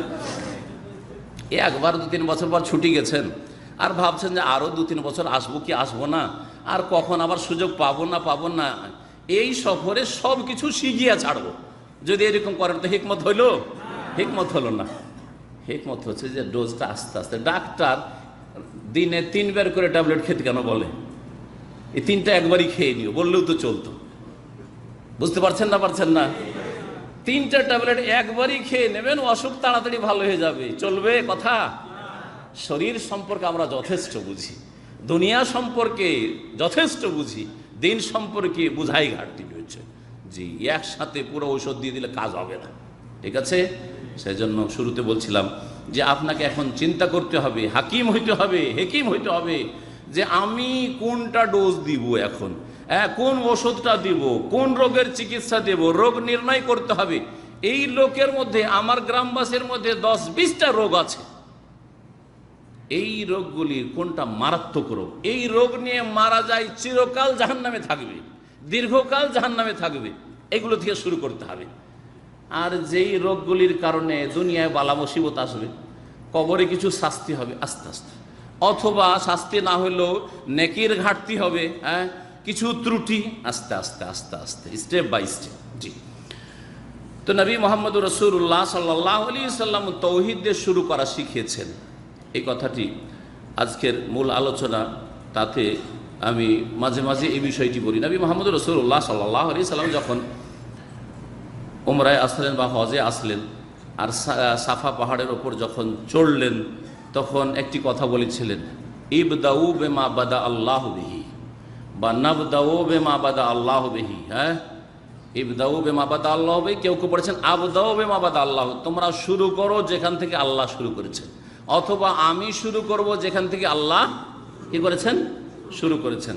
তাহলে আমরা দিন শিখা, দিনের প্রতি আমল করা, নিজের ভুল ত্রুটি সংশোধন করা কোনখান থেকে শুরু করব? যেখান থেকে আল্লাহ শুরু করেছেন। আল্লাহ বলছেন ইন্না সাফা ওয়াল মারওয়াতা, আগে সাফা পরে মারওয়া। সেই জন্য যখন সাফা মারওয়া সাই করবেন তখন আগে সাফা। কেউ যদি মনে করে যে আমি গাছদার দিকে থাকছি, সামিয়ার দিকে থাকছি, আর কত আর ঘুরে ওই দিকে যাবো, যেতে যেতে এক চক্কর হয়রানি, 15-20 মিনিট লাগবে, আর ভিড় ভাড় আছে, মারওয়া থেকেই শুরু করি, কাজটা পুরা করলি তো হইলো। 7 না চাই আল্লাহকে, 7 দিয়ে দিলাম, 7 চক্কর দিলাম, হবে? হবে না, ঠিক না? যেখান থেকে আল্লাহ শুরু করেছেন ওখান থেকে শুরু করতে হবে। আপনি যদি নামাজ থেকে শুরু করেন, কিন্তু মাজার ঠিক আছে, নামাজও ঠিক আছে, মাজারও ঠিক আছে, তাহলে হবে? জান্নাত পাবেন, নাজাত পাবেন? কখনো পাবেন না। বুঝা গেছে না? জি, যেখান থেকে আল্লাহ শুরু করেছে ওখান থেকে শুরু করতে হবে। নবী মুহাম্মদ রাসূলুল্লাহ সাল্লাল্লাহু আলাইহি সাল্লাম নবী হওয়ার পরে কত বছর বেঁচে থেকেছেন? 23 বছর। তার অর্ধেক সময় প্রায় 11 বছরের বেশি, অনেকের মতে 10 বছর, অনেকের মতে 12 বছর, শুধু তৌহিদের কথা, লা ইলাহা ইল্লাল্লাহ, এই কথার দুটো দিকের শিক্ষা, ইতিবাচক নেতিবাচক, পজিটিভ নেগেটিভ, শিখিয়েছেন নবী করিম সাল্লাল্লাহু আলাইহি ওয়াসাল্লাম। তার সাথে আনুষঙ্গিক কিছু আখলাক চরিত্র গঠন করেছেন, এগুলো শিখিয়েছেন। কিন্তু ইসলামের হালাল হারাম, জায়েজ নাজায়েজ, বিধি বিধান, সুদ, মদ, আর পর্দা, হিজাব আর রোজা, যাকাত, হজ এগুলো কোথায় ফরজ হয়েছে? মক্কায় না মদিনায়? মদিনায় ফরজ হয়েছে। যাকাত সম্পর্কে শুধু একটু ইখতিলাফ আছে যে প্রাথমিক মক্কায় নাযিল হয়ে গেছিল আর বিস্তারিত ডিটেলস মদিনায় হয়েছে, এই একটি মত আছে।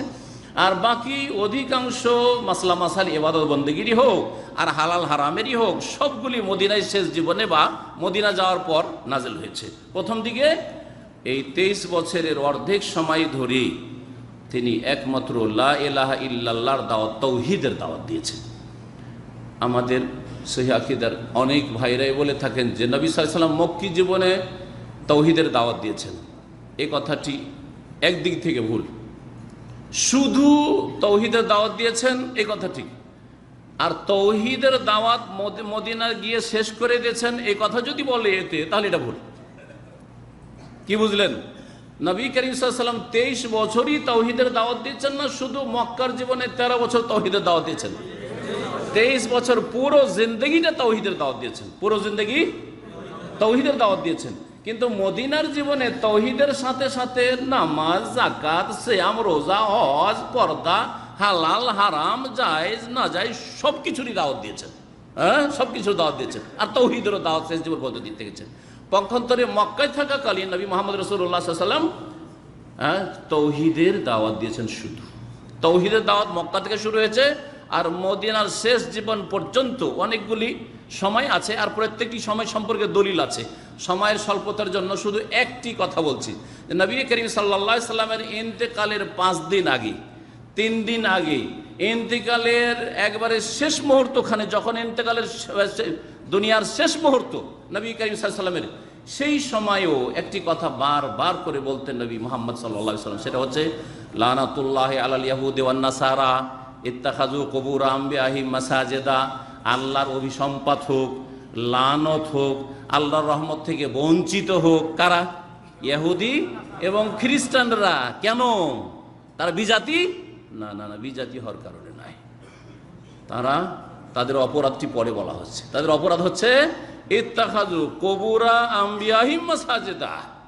তারা তাদের নবীগণের কবরগুলিকে, তাদের নেক লোকদের, অন্য রিওয়ায়াতে নেক নবী এবং নেক লোক ওলি আউলিয়ার কবরগুলিকে কি করেছে? সিজদার জায়গায় পরিণত করেছে। কবরকে সিজদা করেছে, কবরের ওপরে সিজদা করেছে, কবরকে সামনে করে সিজদা করেছে, কবর ওয়ালাকে ডেকেছে। শাইখুল ইসলাম মুহাম্মদ আব্দুল ওয়াহাব রাহিমাহুল্লাহ তাআলা আরব দেশের, আরব উপদ্বীপের মুজাদ্দিদ, তিনি বলছেন যে তারা 2 ফিতনায় লিপ্ত হয়েছিল।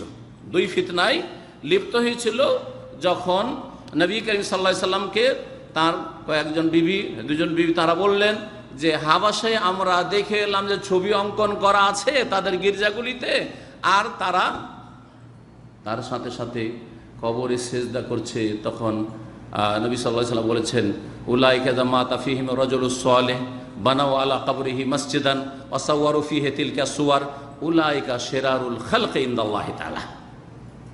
ওই সব লোকেরা, খ্রিস্টানরা, হাবাসায় আবিসিনিয়াতে খ্রিস্টান ছিল তখন, তারা কি করতো?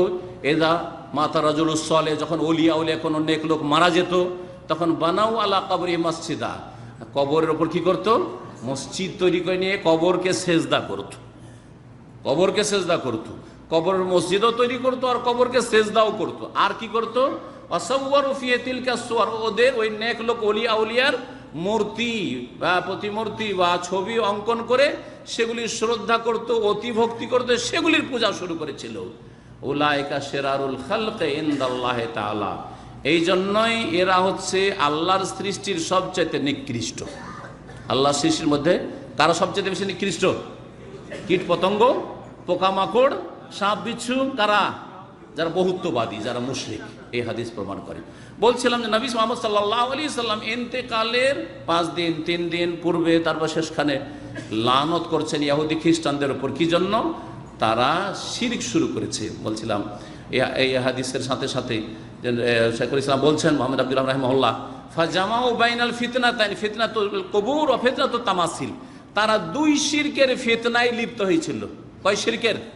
কয় রকম শিরক হয় আজকে পৃথিবীতে? কয় রকম শিরক হয়? 2 রকম শিরক হয়। হিন্দুরা শিরক করে কিসের? মূর্তি পূজা, প্রতিমা পূজার সিজদা করে। আর এক শ্রেণীর মুসলিমরা তারা কবর মাজার পূজার শিরিক করে।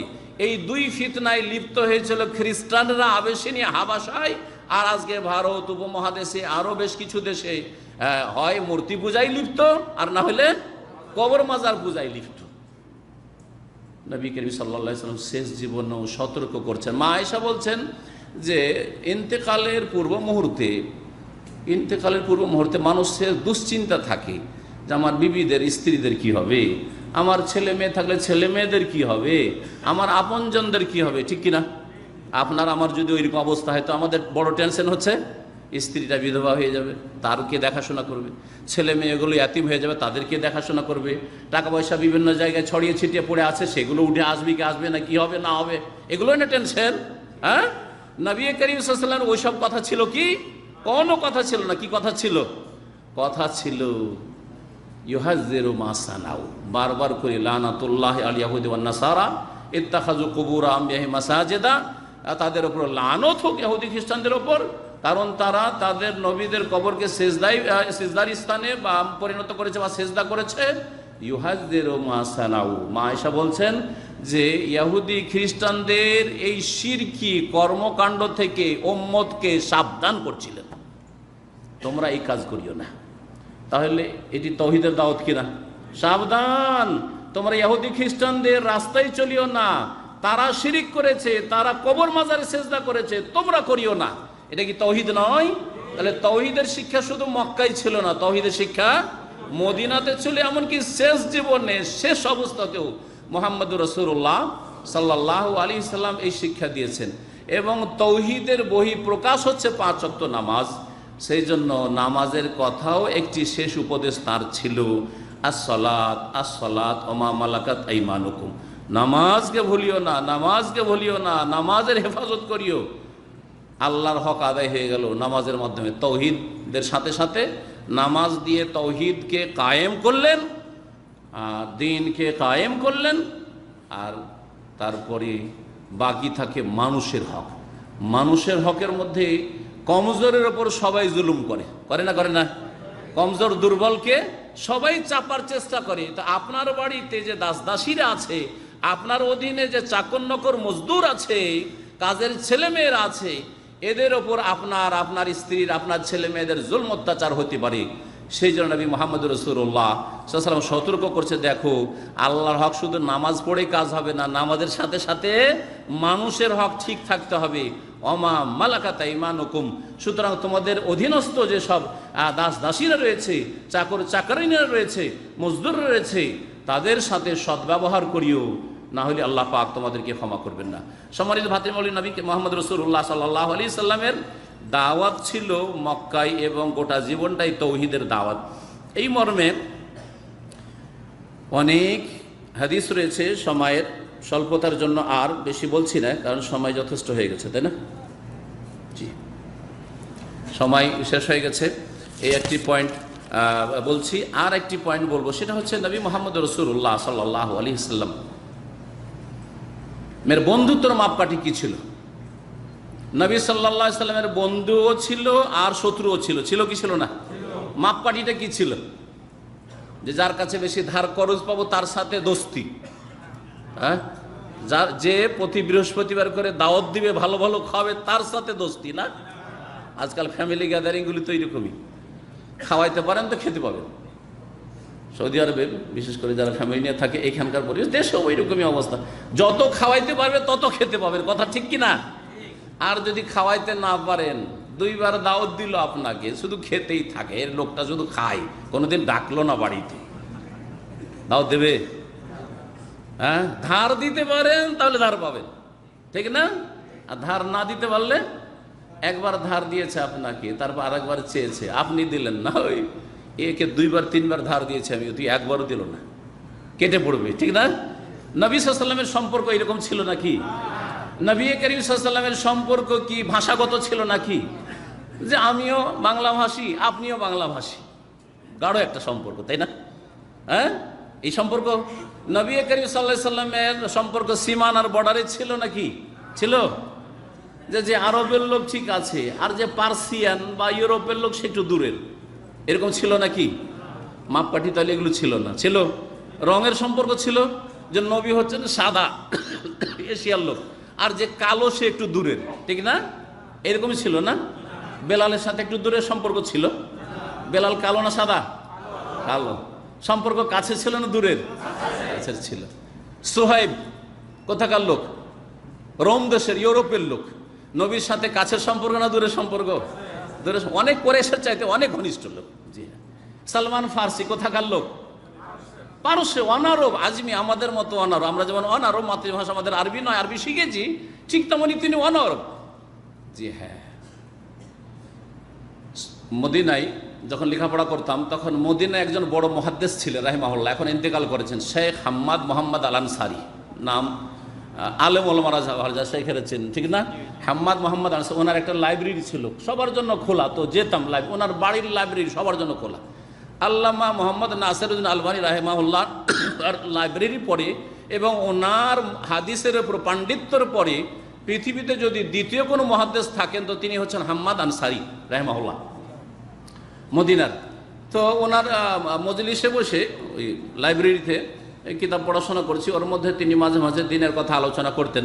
তার কাছ থেকে এই কথাটি শিখা যে নবী করিম সাল্লাল্লাহু আলাইহি ওয়াসাল্লামের সংসদ সদস্য ছিলেন, প্রতিনিধি ছিলেন, সংসদ সদস্য বলবো না, বলে যে প্রতিনিধি ছিলেন। সারা পৃথিবীর কি ছিলেন? এক এক মহাদেশের এক একজন প্রতিনিধি ছিলেন। ইউরোপের প্রতিনিধি ছিলেন সুহাইব রুমি, রোমান, শ্বেতাঙ্গ। আফ্রিকার প্রতিনিধি ছিলেন হ্যাঁ বেলাল, হাবশি, হাবশার। আর উপমহাদেশ ভারত, বাংলাদেশ, পাকিস্তান আর ইরান, তুরান এইসব মিলে প্রতিনিধি ছিলেন সালমান ফার্সি রাদিয়াল্লাহু আনহু। আর আরব দেশের প্রতিনিধি তো আছে, আবু বকর আছেন, আলী আছেন, ওমর আছেন, উসমান আছেন, তাই না? প্রতিনিধি ছিলেন। নবী করিম সাল্লাল্লাহু আলাইহি সাল্লামের আবু বকর, উমরের সাথে, উসমানের সাথে, বা যারা আরবের মক্কার লোক, মদিনার লোক, এদের সাথে বেশি খাতির। আর কি বলে সালমান ফার্সির সাথে, তারপরে বেলাল হাবাসির সাথে, আর সোহাইব রুমি, এরা বিদেশি লোক, এদের সাথে দূরের সম্পর্ক ছিল নাকি? না একই রকম সম্পর্ক ছিল? একই রকমের সম্পর্ক ছিল। এটা হচ্ছে আমাদের সম্পর্ক, এটা হচ্ছে কি আমাদের মুসলিম হিসাবে সম্পর্কের মাপকাঠি। নবী মুহাম্মদ রাসূলুল্লাহ সাল্লাল্লাহু আলাইহি ওয়াসাল্লামের সম্পর্ক ছিল তৌহিদের ভিত্তিতে। মাপকাঠি কি ছিল? তৌহিদ। এখন ফিরে আসে, তৌহিদ ছিল মাপকাঠি। এই তৌহিদের ভিত্তিতে নিজের বংশের অনেক তৌহিদের দুশ্মনরা রসুলের দুশ্মন, যারা তৌহিদের দুশ্মন তারা রসুলের দুশ্মন। আবু লাহাব রসুলের দুশ্মন, আবু জাহল রসুলের দুশ্মন, তাই না? উতবা, শাইবা, রাবিয়া এরা রসুলের দুশ্মন। আর যারা দূরের ছিল, রক্তের কোনো সম্পর্ক ছিল নবীর সাথে, নবীর বংশের সাথে কোনো সম্পর্ক ছিল না রক্তের, তারা সবচেয়ে বেশি কাছের লোক ছিলেন মুহাম্মদ রাসূলুল্লাহ সাল্লাল্লাহু আলাইহি ওয়াসাল্লাম। এ হচ্ছে বন্ধুত্ব এবং শত্রুতার মাপকাঠি হচ্ছে তৌহিদ। তৃতীয় যে বিষয়টি হচ্ছে সেটা হচ্ছে যে নবী মুহাম্মদ রাসূলুল্লাহ সাল্লাল্লাহু আলাইহি ওয়াসাল্লাম তৌহিদের ক্ষেত্রে কোনো ডিসকাউন্ট করেননি, ছাড় দেন।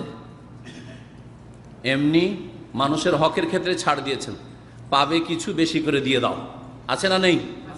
আহসানুকুম আহসানুকুম কাজান, 1000 রিয়াল পাবে, তাকে নিয়ে গিয়ে ওকে আগে থেকে অফার দিয়েন না, না হলে সুদ হয়ে যাবে। ওকে নিয়ে গিয়ে বেশি করে দিয়ে দিলেন, জায়েজ না জায়েজ নয়? জায়েজ, জায়েজ। পেমেন্ট করার সময় ও জানেও না যে আপনি বেশি দিবেন, দিয়ে দিলেন 100-200 রিয়াল বেশি দিয়ে দিলেন, জায়েজ কিনা? দুনিয়ার ক্ষেত্রে আপনি কারো কাছে 5000 রিয়াল পাবেন, ভাই আপনি অভাবী, মাফ করে দিলাম, জায়েজ না জায়েজ নয়?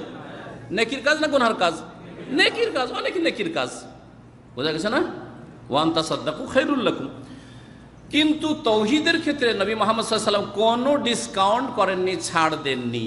নবী মুহাম্মদ রাসূলুল্লাহ সাল্লাল্লাহু আলাইহি ওয়াসাল্লামের কাছে একবার প্রস্তাব আসলো যে হে মুহাম্মদ, এত ঝগড়া বিবাদ করে লাভ কি?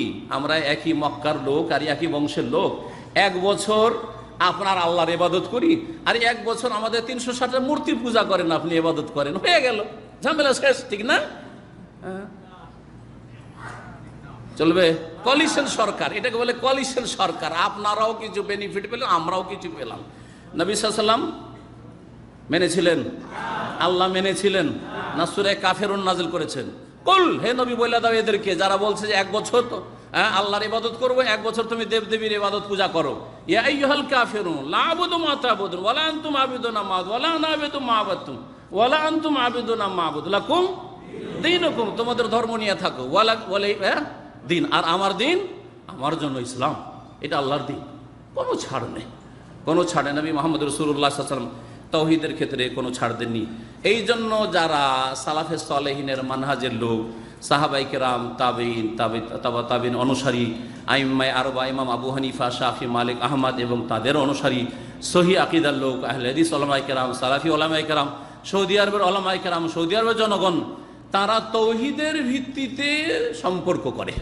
তৌহিদ ঠিক আছে, সব ঠিক আছে, এবং তৌহিদ দিয়ে দাওয়াত শুরু করে, তৌহিদের শিক্ষা দিয়ে শুরু করে। আমাদের ছোট ছোট কচি কাঁচা বাচ্চারা ক্লাস 1-এ পড়ে, একটা সাবজেক্ট তৌহিদ আছে।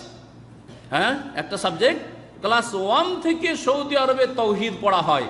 আর আমাদের দেশের ছেলেরা BA পাশ করে না, তৌহিদের কোনো জ্ঞান থাকে না। আল্লাহ পাক রব্বুল আলামিন যেন তৌহিদ আমাদের জানার তৌফিক দান করেন, তৌহিদ সম্পর্কে জ্ঞান অর্জনের তৌফিক দান করেন, তৌহিদ অন্তর থেকে কবুল করার তৌফিক দান করেন, শাহাদাত দেওয়ার তৌফিক দান করেন, তৌহিদের প্রতি আমল করার তৌফিক দান করেন, তৌহিদের পুরোপুরি বাস্তবায়নের তৌফিক দান করেন। আল্লাহ পাক আমাদেরকে 5 ওয়াক্ত সালাতের হেফাজতের তৌফিক দান করেন। আল্লাহ পাক আমাদের দাওয়াতে যেন বরকত দান করেন, আমাদের সকলকে দিনের দায়ী হিসাবে কবুল করে নেন। আপনারা প্রত্যেককে এক এক ডিস্ট্রিক্ট, থানা, এলাকার আপনারা প্রতিনিধি এখানে এসেছেন। আল্লাহ পাক আপনাদের সকলকে দিনের দাওয়াত পৌঁছে দেওয়ার জন্য আপনজনের কাছে তৌফিক দান করেন। আল্লাহ পাক আপনাদেরকে দিনের হেফাজতে তৌফিক দান করেন। আল্লাহ পাক রব্বুল আমাদের রুজিতে যেন বরকত দান করেন, বালা মুসিবত থেকে হেফাজতে রাখেন। সৌদি আরবের আল্লাহ পাক হেফাজত করেন। সৌদি আরবের বিরুদ্ধে যেসব ষড়যন্ত্র চলছে দুশ্মনদের, আল্লাহ পাক রব্বুল আলামিন সেসব ষড়যন্ত্রকে আল্লাহ পাক যেন ধূলিসাৎ করেন। আল্লাহ পাক রব্বুল হারমাইন শরীফানের যেন হেফাজত করেন। আল্লাহ পাক রব্বুল আলামিন যেন এই দেশে বরকত রাখেন। তাই এর সাথে সাথে দোয়া করি প্রত্যেক মুসলিমের জন্য, মুসলিম বিশ্বের জন্য, মুসলিম দেশের জন্য, যেখানে মুসলিমেরা বাস করে তাদের জন্য আল্লাহ পাক তাদের যেন হেফাজতে রাখেন। আল্লাহ বারবার মুসলিমদের হেফাজতে রাখেন। আল্লাহ পাক তাদের উপর যে জালেমরা চড়াও করেছে তাদের সর্বনাশ করেন। সিরিয়ার আহলে সুন্নাত ওয়াল জামাত মুসলিমদের হেফাজত করেন, জালেমদেরকে আল্লাহ পাক ধ্বংস করেন। আল্লাহ পাক ফিলিস্তিনের মুসলমানদের হেফাজত করেন। আবার শেষখানে শুকরিয়া আদায় করি আল্লাহ পাক রব্বুল আলমিনের, আর তারপরে জিদ্দার দিনী ভাইদের, যেসব ভাইরা এখানে স্বেচ্ছাসেবক হিসাবে কাজ করেছেন, যারা এখানে দাওয়াতি কাজকে এগিয়ে নেওয়ার জন্য বিভিন্ন দিক থেকে মেহনত করে যাচ্ছেন, আল্লাহ পাক তাদের মেহনত যেন কবুল করেন। সাল্লাল্লাহু সাল্লাম আলা নবিয়িনা মুহাম্মদ ওয়া আলা আলিহি ওয়া সাহবিহি আজমাইন। আলহামদুলিল্লাহ, তখন গুরুত্বপূর্ণ বয়ান শুনছিলাম তাওহীদের উপরে। শুরুতেই তাওহীদ এবং শেষেও তাওহীদ। রাসূলুল্লাহর জীবন, অর্থাৎ নবুয়ত জীবন এবং আমাদের জীবন। সম্মানিত বন্ধুগণ, রাত 9টা বেজে প্রায় 40 মিনিট। এখন কিছু প্রশ্নোত্তর আছে, তারপরে সভাপতির ভাষণ আছে, এবং তারপরে খাওয়া দাওয়া আছে, এবং তারপরে তো কতটুকু পর্যন্ত দেরি করতে পারবেন আপনারা? আগে করে ডিউটি নাই,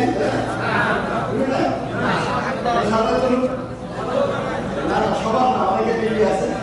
আর মজার কথা হলো যে আগামীকালকে আপনাদের জন্য আরো ব্যাপক আয়োজনে মাহফিল রয়েছে।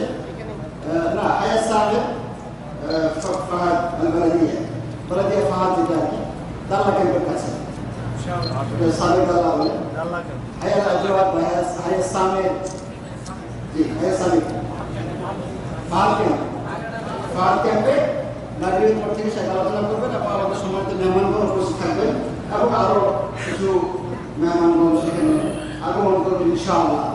তাহলে কালকে কিছু রাখা দরকার, এবং এখানকার যে একজন দেখেছি বা এখানকার তারা বলছে যে বেশি রাত করা যাবে না, অল্প সময় করতে হবে। তো বন্ধুগণ, প্রশ্ন অনেক করে আসছে, সবগুলো উত্তর যদি দেওয়া হয় রাত 12টা বেজে যাবে। তো সবগুলো দেওয়া সম্ভব নয়, যারা দুটো দিয়েছে তাদের একটা যদি দেওয়া যায়, কি বলেন?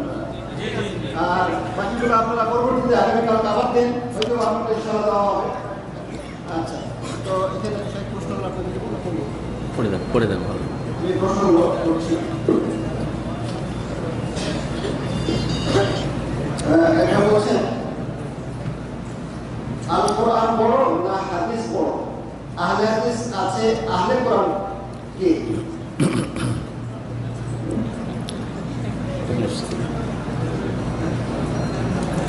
আল কোরআন বড় না আল হাদিস বড়? হ্যাঁ,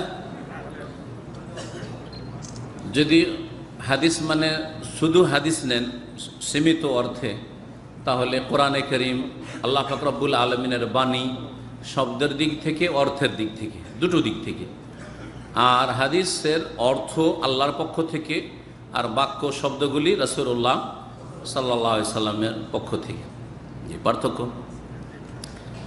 আর যদি ব্যাপক অর্থে হাদিসের অর্থ নেন তো কোরআনে কারীমকে কোরআনের কয়েকটি আয়াতে হাদিস বলা হয়েছে, এবং নবী মুহাম্মদ রাসূলুল্লাহ সাল্লাল্লাহু আলাইহি সাল্লামের বক্তব্যে, নবী করিম সাল্লাল্লাহু আলাইহি ওয়াসাল্লামের সুন্নতি খুতবায়, খুতবাতুল হাজাতে, তাতেও হাদিস বলা হয়েছে। আম্মা বাদু ফাইন্না খায়রাল হাদিসে কিতাবুল্লাহ। নবী সাল্লাল্লাহু বলতেন যে আল্লাহ পাকের প্রশংসার পরে, গুণগানের পরে বলছি যে ফাইন্না খায়রাল হাদিসে কিতাবুল্লাহ, সবচাইতে উৎকৃষ্ট হাদিস হচ্ছে আল্লাহর কিতাব। আল্লাহর কিতাব কি? আল কোরআন। খায়রাল হাদিস, তার সবচাইতে ভালো হাদিস হচ্ছে কোরআনে কারীম। তো কোরআনে কারীমকে হাদিস বলা হইল না? হইল না?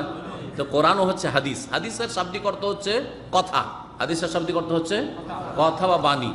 আল্লাহর কথা হচ্ছে কোরআনে কারীম, আর রাসূলুল্লাহ সাল্লাল্লাহু আলাইহি সাল্লামের ভাষা কিন্তু অর্থ বা সে বিষয়বস্তুটি আল্লাহর পক্ষ থেকে ওহী, সেটা হচ্ছে হাদিস।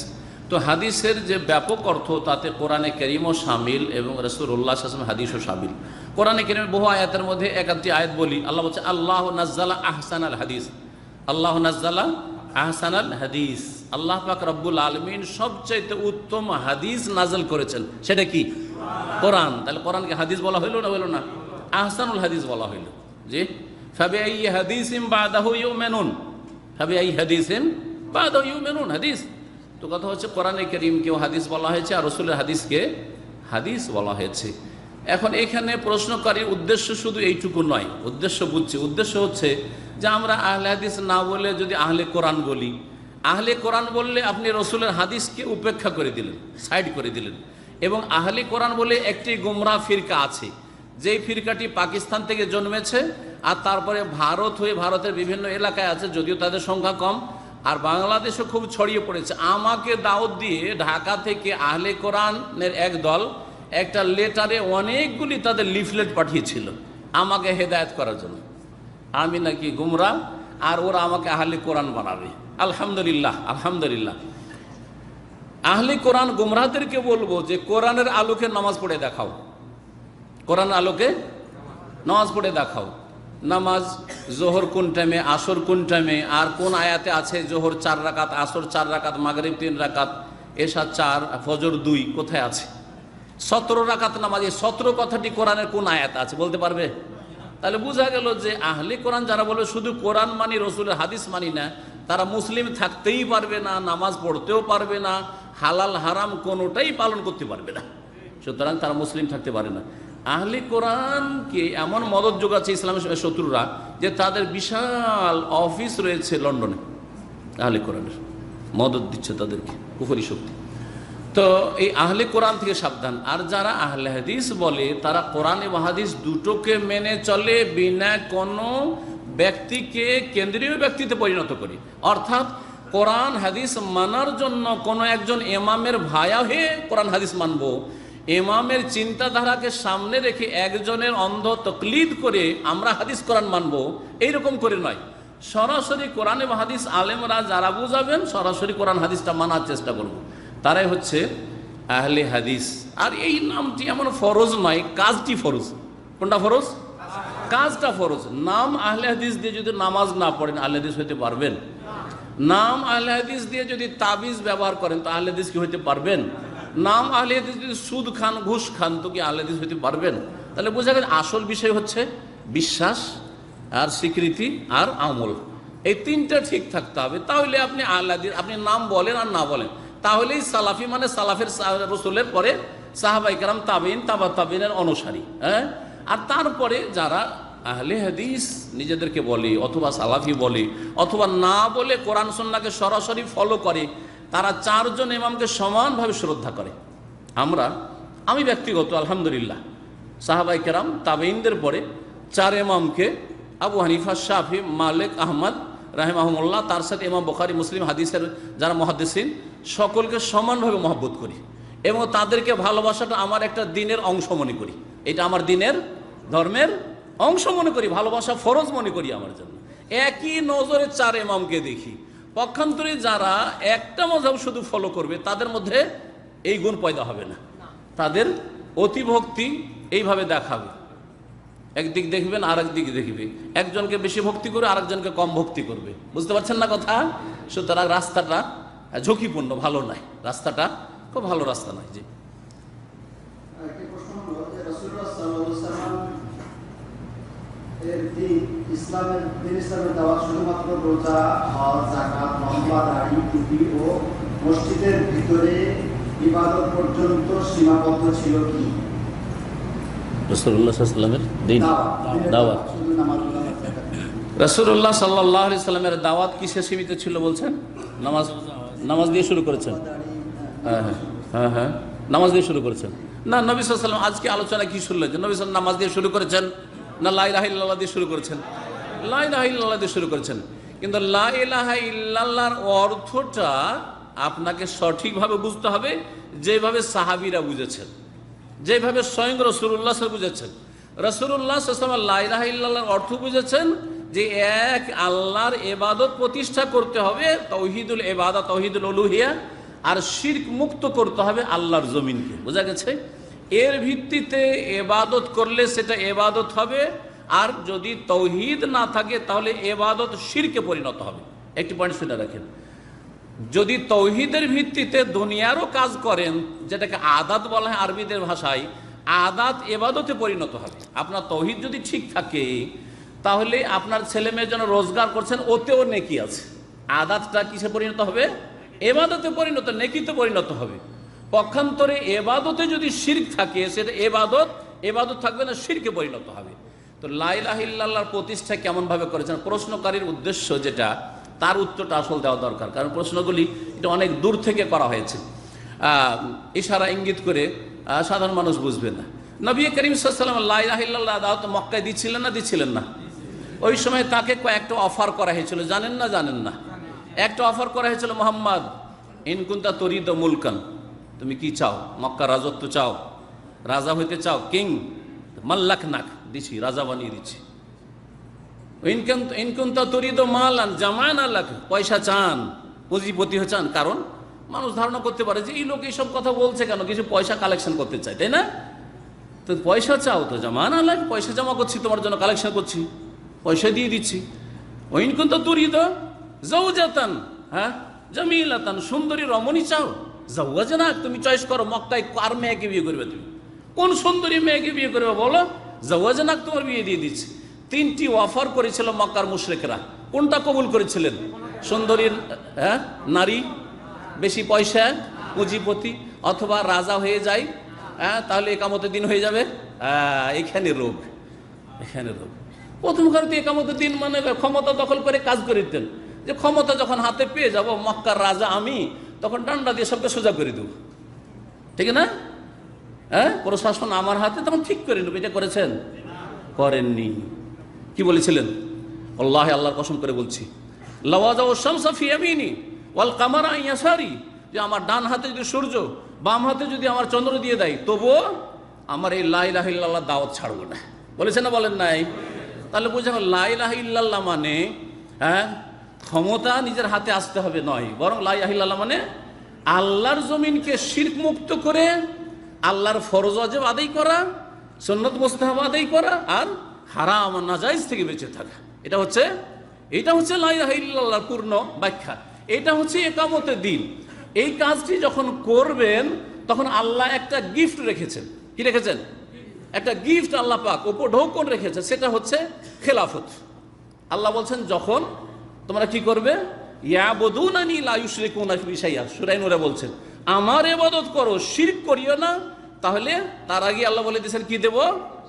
আল্লাহ ওয়াদা করছেন, ওয়াদাল্লাহুল্লাযিনা আমানু মিনকুম ওয়া আমিলুস সলিহাত লা ইস্তাখলিফান্নাহুম ফিল আরদ। একজন শেখ জাযাহুল্লাহ খায়ের আমার এলমে এইটুকু সংযোজন করেছেন যে আল্লাহ ইস্তেখলাফ বলেছেন। ইস্তেখলাফের মানে কি হয়? খেলাফত আল্লাহ দেবেন না তোমাদেরকে জোর করে নিতে হবে? আল্লাহ দেবেন। তাহলে বুঝা গেল এটা গিফট আল্লাহর পক্ষ থেকে। যখন আপনি তাওহীদ প্রতিষ্ঠা করে দেবেন, আল্লাহর জমিনকে শিরক মুক্ত করবেন, তো খেলাফত আল্লাহ দিয়ে দেবেন। সৌদি আরবকে যখন কবর মাজার পূজা মুক্ত করা হয়েছে, তখন আল্লাহ পাক রব্বুল আলামিন সৌদি আরবকে ঐক্য দান করেছে, তাওহীদ তারা প্রতিষ্ঠা করেছে, আল্লাহ তাদেরকে খেলাফত নেতৃত্ব দান করেছে। এই হচ্ছে আল্লাহ পাকের নিয়ামত। ভালো করে বোঝার চেষ্টা করেন। আল্লাহর জমিনকে দেশকে ও শিরক মুক্ত করেন, হ্যাঁ, তাহলে দেখবেন যে আল্লাহ পাকে নিয়ামত দেবেন, কিন্তু সেটা অনেক সময় লাগতে পারে। ওয়ালাকিন্নাকুম তাস্তাজিলুন, আর আপনারা তাড়াহুড়া করছেন। সমস্যাটা হচ্ছে যে আমাদের যুগে পেতে হবে, নেতৃত্বটা আমাদের যুগে এখনই পেতে হবে, আর আমরা পেলাম না, কে পাবে না পাবে অত আশা করে থাকা যায়? আমরা তাড়াহুড়া করলে কি হয় জানেন? ফিকহের কায়দা কুলিয়াতুশ শরীয়ত আমাদের শেখেরা অনেকে পড়েছেন হয়তো, মান তাআজ্জালা বিশাইইন ক্বাবলা আওয়ানিহি উকিবা বিহিরমানিহি, তাড়াহুড়া করে কিছু খেতে চাইলে মহরুম বঞ্চিত হয়ে যাবেন। বুঝা গেছে না? আর এই সমস্যাটা হচ্ছে লোক তৈরি হয়নি, বেনামাজি শিরিককারী, আর বলছেন আমরা এই করব সেই করব, এই করব সেই করব, তখন শাস্তি আসছে, বালা মুসিবত চলে আসছে, বালা মুসিবত চলে আসছে। উকিবা বিহিরমানিহি। আরেকটা প্রশ্ন, যে ইসলামিক সেন্টারগুলোতে কি ধরনের শিক্ষা দেওয়া হয় এই সম্পর্কে কি বলছেন? ইসলামিক সেন্টারগুলোতে হ্যাঁ, কি ধরনের শিক্ষা দেওয়া হয়? ইসলামিক সেন্টারে কি ধরনের শিক্ষা দেওয়া হয়? ইসলামিক সেন্টারে সেই শিক্ষাই দেওয়া হয় যেই শিক্ষা মুহাম্মদুর রাসূলুল্লাহ সাল্লাল্লাহু আলাইহি ওয়াসাল্লাম নিয়ে এসেছেন। ইসলামিক সেন্টারে সেই শিক্ষাই দেওয়া হয় যেই শিক্ষা সাহাবায়ে কেরামদের জামানায় ছিল, তাবেঈনদের জামানায় ছিল, তাবেঈন জামানায় ছিল। চার ইমাম যে শিক্ষা দিয়েছেন, চার ইমামের শিক্ষা দেওয়া হয়, এক ইমামের শুধু শিক্ষা দেওয়া হয় না। ইসলামিক সেন্টারে মুহাদ্দিসিনদের তরিকায় শিক্ষা দেওয়া হয়। ইসলামিক সেন্টারে গোড়ামি মুক্ত হওয়ার শিক্ষা দেওয়া হয়। ইসলামিক সেন্টারে নির্ভেজাল আল্লাহ এবং রসুলের কথা মানতে হবে, এইসব শিক্ষা দেওয়া হয়। ইসলামিক সেন্টারে তৌহিদ প্রতিষ্ঠার শিক্ষা দেওয়া হয়। ইসলামিক সেন্টারে শুধু তৌহিদ শেখানো হয় না, তৌহিদও শেখানো হয়, সুন্দর করে ইবাদতও শেখানো হয়, আখলাক চরিত্র হালাল হারামও শেখানো হয়। অনেকে বলে যে শুধু তৌহিদ শিখে যায়, আমি বলছি আজকে না, আমার 18 বছরে মাত্র 3-4 বছর হয়েছিল, আজকে থেকে 15 বছর আগে এক লোক তৌহিদের দাওয়াত কবুল করলো, চরম বিদাতে ছিল, বাংলাদেশের মানুষ, আর তারপরে তার 1-2 বছর আগে বিয়ে করে এসছে, হোন্ডা মোটরসাইকেল শ্বশুর বাড়ি থেকে নিয়েছে। আমাকে জিজ্ঞাসা করলো, শেখ আমি তো মোটরসাইকেল নিয়েছি, হারাম কাজ করেছি, হারাম রুজি তো খাবো না, কি করব? আমি বললাম যে শ্বশুরকে ফিরিয়ে দেন। ফিরিয়ে দেবো তো পুরানা হয়ে গেছে, এখন তো দাম কমে গেছে। আমি বললাম যে ঘাটতি পরে ক্ষতিপূরণ দিয়ে দেন। টাকা এবং মোটরসাইকেল নিজে যে দিয়ে এসছে। ইসলামিক সেন্টারে এসে টাকনার উপরে কাপড় উঠছে না? উঠছে না। তাহলে বোঝা গেল যে ইসলামিক সেন্টার শুধু তৌহিদ শিখায় না, তৌহিদ থেকে শুরু করে আর সব কিছুই শিখায়, সব কিছুই শেখায়। ইসলামিক সেন্টার ভুল ইসলাম শিখায় না, দাড়ি আর টুপিকে সমান করে শিখায় না। কারণ আমাদের দেশের এক শ্রেণীর আলেমরা দাড়ি টুপিকে সমান করে দেয়, আমরা দাড়ি টুপি সমান করি না। দাড়ি রাখা ওয়াজিব, আর টুপি সাজ, ইসলামী সাজ, টুপি ইসলামী সাজ, কিন্তু দাড়ি ওয়াজিব। এই দুটো তো পার্থক্য শিখা। এইরকম বেশ কিছু পার্থক্য আছে, যেটা আল্লাহ বলেছে, রসুল বলেছে, ওই তরিকার শেখানো হয়।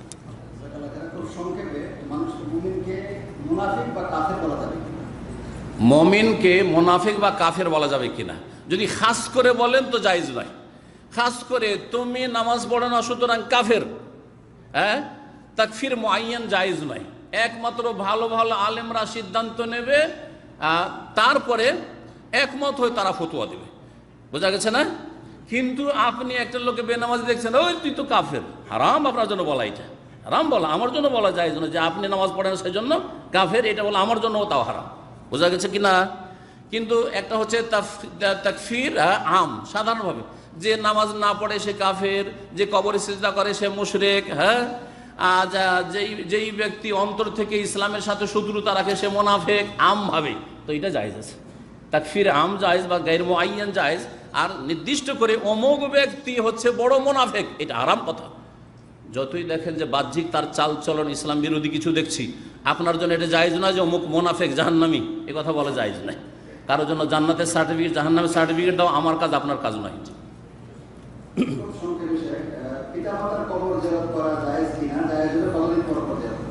পিতামাতার কবর জিয়ারত করা জায়েজ কিনা, শুধু জায়েজ নয়, কি কবর জিয়ারত করা সুন্নাত মুস্তাহাব। নবী করিম সাল্লাল্লাহু আলাইহি ওয়াসাল্লাম দিনেও জিয়ারত করেছেন আর রাতেও জিয়ারত করেছেন, কিন্তু সুন্নতি তরিকায় কবর জিয়ারত করতে হবে। নবীর তরিকায় কবর জিয়ারত সওয়াবের কাজ কিনা? সওয়াবের কাজ কার তরিকায় করতে হবে? নবীর তরিকায় করতে হবে। নবী করিম সাল্লাল্লাহু আলাইহি ওয়াসাল্লাম কবর জিয়ারতের জন্য ডেকে হেগে, চলো গো তোমরা সবাই মিলে গিয়ে কবর জিয়ারত করেছেন? আমাদের দেশের লোক কবর জিয়ারতের জন্য গোটা গ্রামবাসীকে ডাকবে, চলো সবাই মিলে জিয়ারত। ভুল। হ্যাঁ, একা জিয়ারত করেন আপনি, আছে 2-1 আছে, গেল সাথে নাই, আপনি একা জিয়ারত, আপনার বাপের জিয়ারত আপনি করবেন, গোটা গ্রামের কি প্রয়োজন সেখানে? আর ডাকা হাঁকারি বা কি প্রয়োজন? কবর জিয়ারতের জন্য দাওয়াত করা, এটা নবীর তরিকা না, ভুল তরিকা। যে কবর জিয়ারতের দাওয়াত খাওয়িয়ে দাও, একটু ভাড়া করবো দোয়া করার জন্য, এটা জায়েজ নয়, বিদআত। নবী এই কাজ করেননি, সাহাবীরা এই কাজ করেননি। কবর জিয়ারত শুধু জায়েজ নয়, সুন্নত কাজ, কিন্তু সুন্নতি তরিকা হইতে হবে। কবর জিয়ারত করতে হবে দুটি উদ্দেশ্যে, কি? একটা নিজের লাভ, একটা কবরবাসীর লাভ। কবরবাসীর লাভ হচ্ছে তার জন্য দোয়া করব, তাকে তার উপকার করব।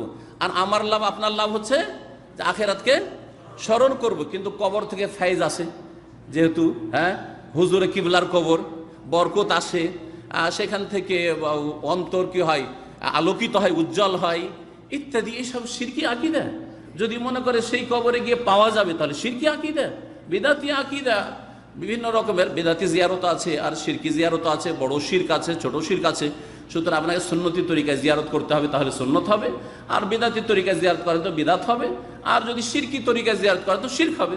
মাজার জিয়ারত করছেন যে ওলি থেকে পাবো, তাহলে শিরকি জিয়ারত, হারাম এই যে জিয়ারত। জি,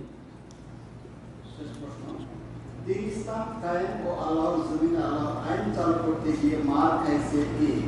বর্তমান মাদানী শায়েখ সাহেবদের মুখে তা শোনা যায় না কেন? দিন কায়েম করতে গিয়ে মার খাইছে কে? এই প্রশ্নের জবাব দিয়েছে। দিন কায়েম করতে গিয়ে মার খাওয়া, মার খেতে হবে। দিন কায়েম করার, প্রথম কথা, দিন কায়েম করার অর্থটাই বুঝেননি, যার ফলে এই প্রশ্নগুলো উঠছে। দিন কায়েম করা মানে আমাদেরকে আদালত দখল করতে হবে, আমাদেরকে পার্লামেন্ট দখল করতে হবে, আমাদেরকে রাজভবন দখল করতে হবে। এই ব্যাখ্যাটাই হচ্ছে এ টু জেড ভুল। বরং দিন কায়েম মানে ইসলামের তৌহিদের সাথে সাথে সমস্ত বিধিবিধান কায়েম করতে হবে। বোঝা গেছে কিনা? তখন আল্লাহ নিয়ামত হিসাবে চাইলে যাকে চাইবেন খেলাফত দান করবেন। আপনাকেও চাইতে পারেন, আমাকেও চাইতে পারেন। জরুরি নয় যে আমি বা শেখ রফিক এখানে সবচেয়ে সিনিয়র, সেজন্য তাকেই খলিফা হইতে হবে। এইটাও আহলে সুন্নাত ওয়াল জামাতের কাছে জরুরি না। যে কোনো লোককে আল্লাহ যাকে বাছাই করবেন তিনি হবেন। যদি আবদে হাবশি, কেন বললেন যে কালো নিগ্রো গোলামও যদি তোমাদের শাসক হয়, তার আনুগত্য করার হুকুম আছে না? না, তাহলে ছোট, তোমার চাইতে ছোটও যদি শাসক হয় তার আনুগত্য করতে হবে, এটা না ইসলাম শিখিয়েছে? জি, আমাকে মানতে হবে। কালো একজন অশিক্ষিত যদি দেশের শাসক হয়, কিন্তু ইয়াকুদুকুম বিকিতাবিল্লাহ, আল্লাহর কথা রসুলের কথা বলছে, তো মেনে চলবো। যখন হারাম কথা বলবে, না হারাম কথা মানবো না, আমি হারাম কাজ আমি করতে পারবো না। জি, কিন্তু আপনাকে দিন একামতে দিন মানে ক্ষমতা নিতে হবে। এই মগজ যে ভুল কথা ঢুকে আছে, এটা প্রথম বের করতে হবে। একামতে দিন মানে যদি এইটা হয়তো যে ক্ষমতা হাতে নিয়ে আসতে হবে, তাহলে নবী মুহাম্মদ সাল্লাল্লাহু আলাইহি ওয়াসাল্লাম মক্কাতে ক্ষমতাটা হাতে নিয়ে একামতের দিন করে দিতেন। এত দেরি কেন করলেন? মক্কা বিজয় হতে আরো কতদিন লাগলো? আরো 8 বছর মদিনা যাওয়ার পরেও এত লেট করে, এত কেন লেট করবেন তাহলে? বোঝা গেছে না? আর এই জন্য ফেলিওর হচ্ছেন। তাড়াতাড়ি একামতের দিন মানে ক্ষমতা দখল করতে গিয়ে এই জন্য ফেলিওর। মিশরে ফেলিওর, আলজেরিয়াতে ফেলিওর, আর সব জায়গাতে ফেলিওর, ব্যর্থ আর ব্যর্থ, সব জায়গায় ব্যর্থ। আল্লাহ পাক যেন বোঝার তৌফিক দান করেন। আপনাদের কল্যাণ, যারা এই ধরনের প্রশ্নগুলি যেসব ভাইদের অন্তরে আছে, তাদের সংশয় দূর করার উদ্দেশ্যে বলছি, কোনো আক্রোশ নিয়ে বলছি। ও আল্লাহ, কোনো আক্রোশ নেই। আমি আমার অন্তর চাই যে আল্লাহর জমিনে কোরআন সুন্নাহর বিধিবিধান চালু হোক, কিন্তু সেটা আল্লাহর নিয়ম হইতে, আল্লাহর তরিকাতে হইতে, আপনার তরিকা হইলে হবে না, আপনার মুরব্বির তরিকায় আর আপনার ওই চিন্তাবিদের তরিকায় হইলে হবে না। কার তরিকা হইতে হবে? রাসূলুল্লাহ সাল্লাল্লাহু আলাইহি সাল্লাম যে আল্লাহ তরিকা, ওই তরিকায় হইতে হবে। সেটা জলদি করলে হবে না। সেটার জন্য কিয়ামত পর্যন্ত, ইমাম মাহদির যুগ পর্যন্ত চেষ্টা করতে থাকতে হইতে পারে, নাও আসতে পারে। কিন্তু আমার কাজ হচ্ছে এগিয়ে দেওয়া, আপনার কাজ হচ্ছে একটু এগিয়ে দেওয়া। যে যতটা পারলেন আমরা এগিয়ে দিচ্ছি। এগিয়ে দেওয়ার পরে যাকে আল্লাহ দিবেন দিবেন, যাকে আল্লাহ দেবেন দিবেন।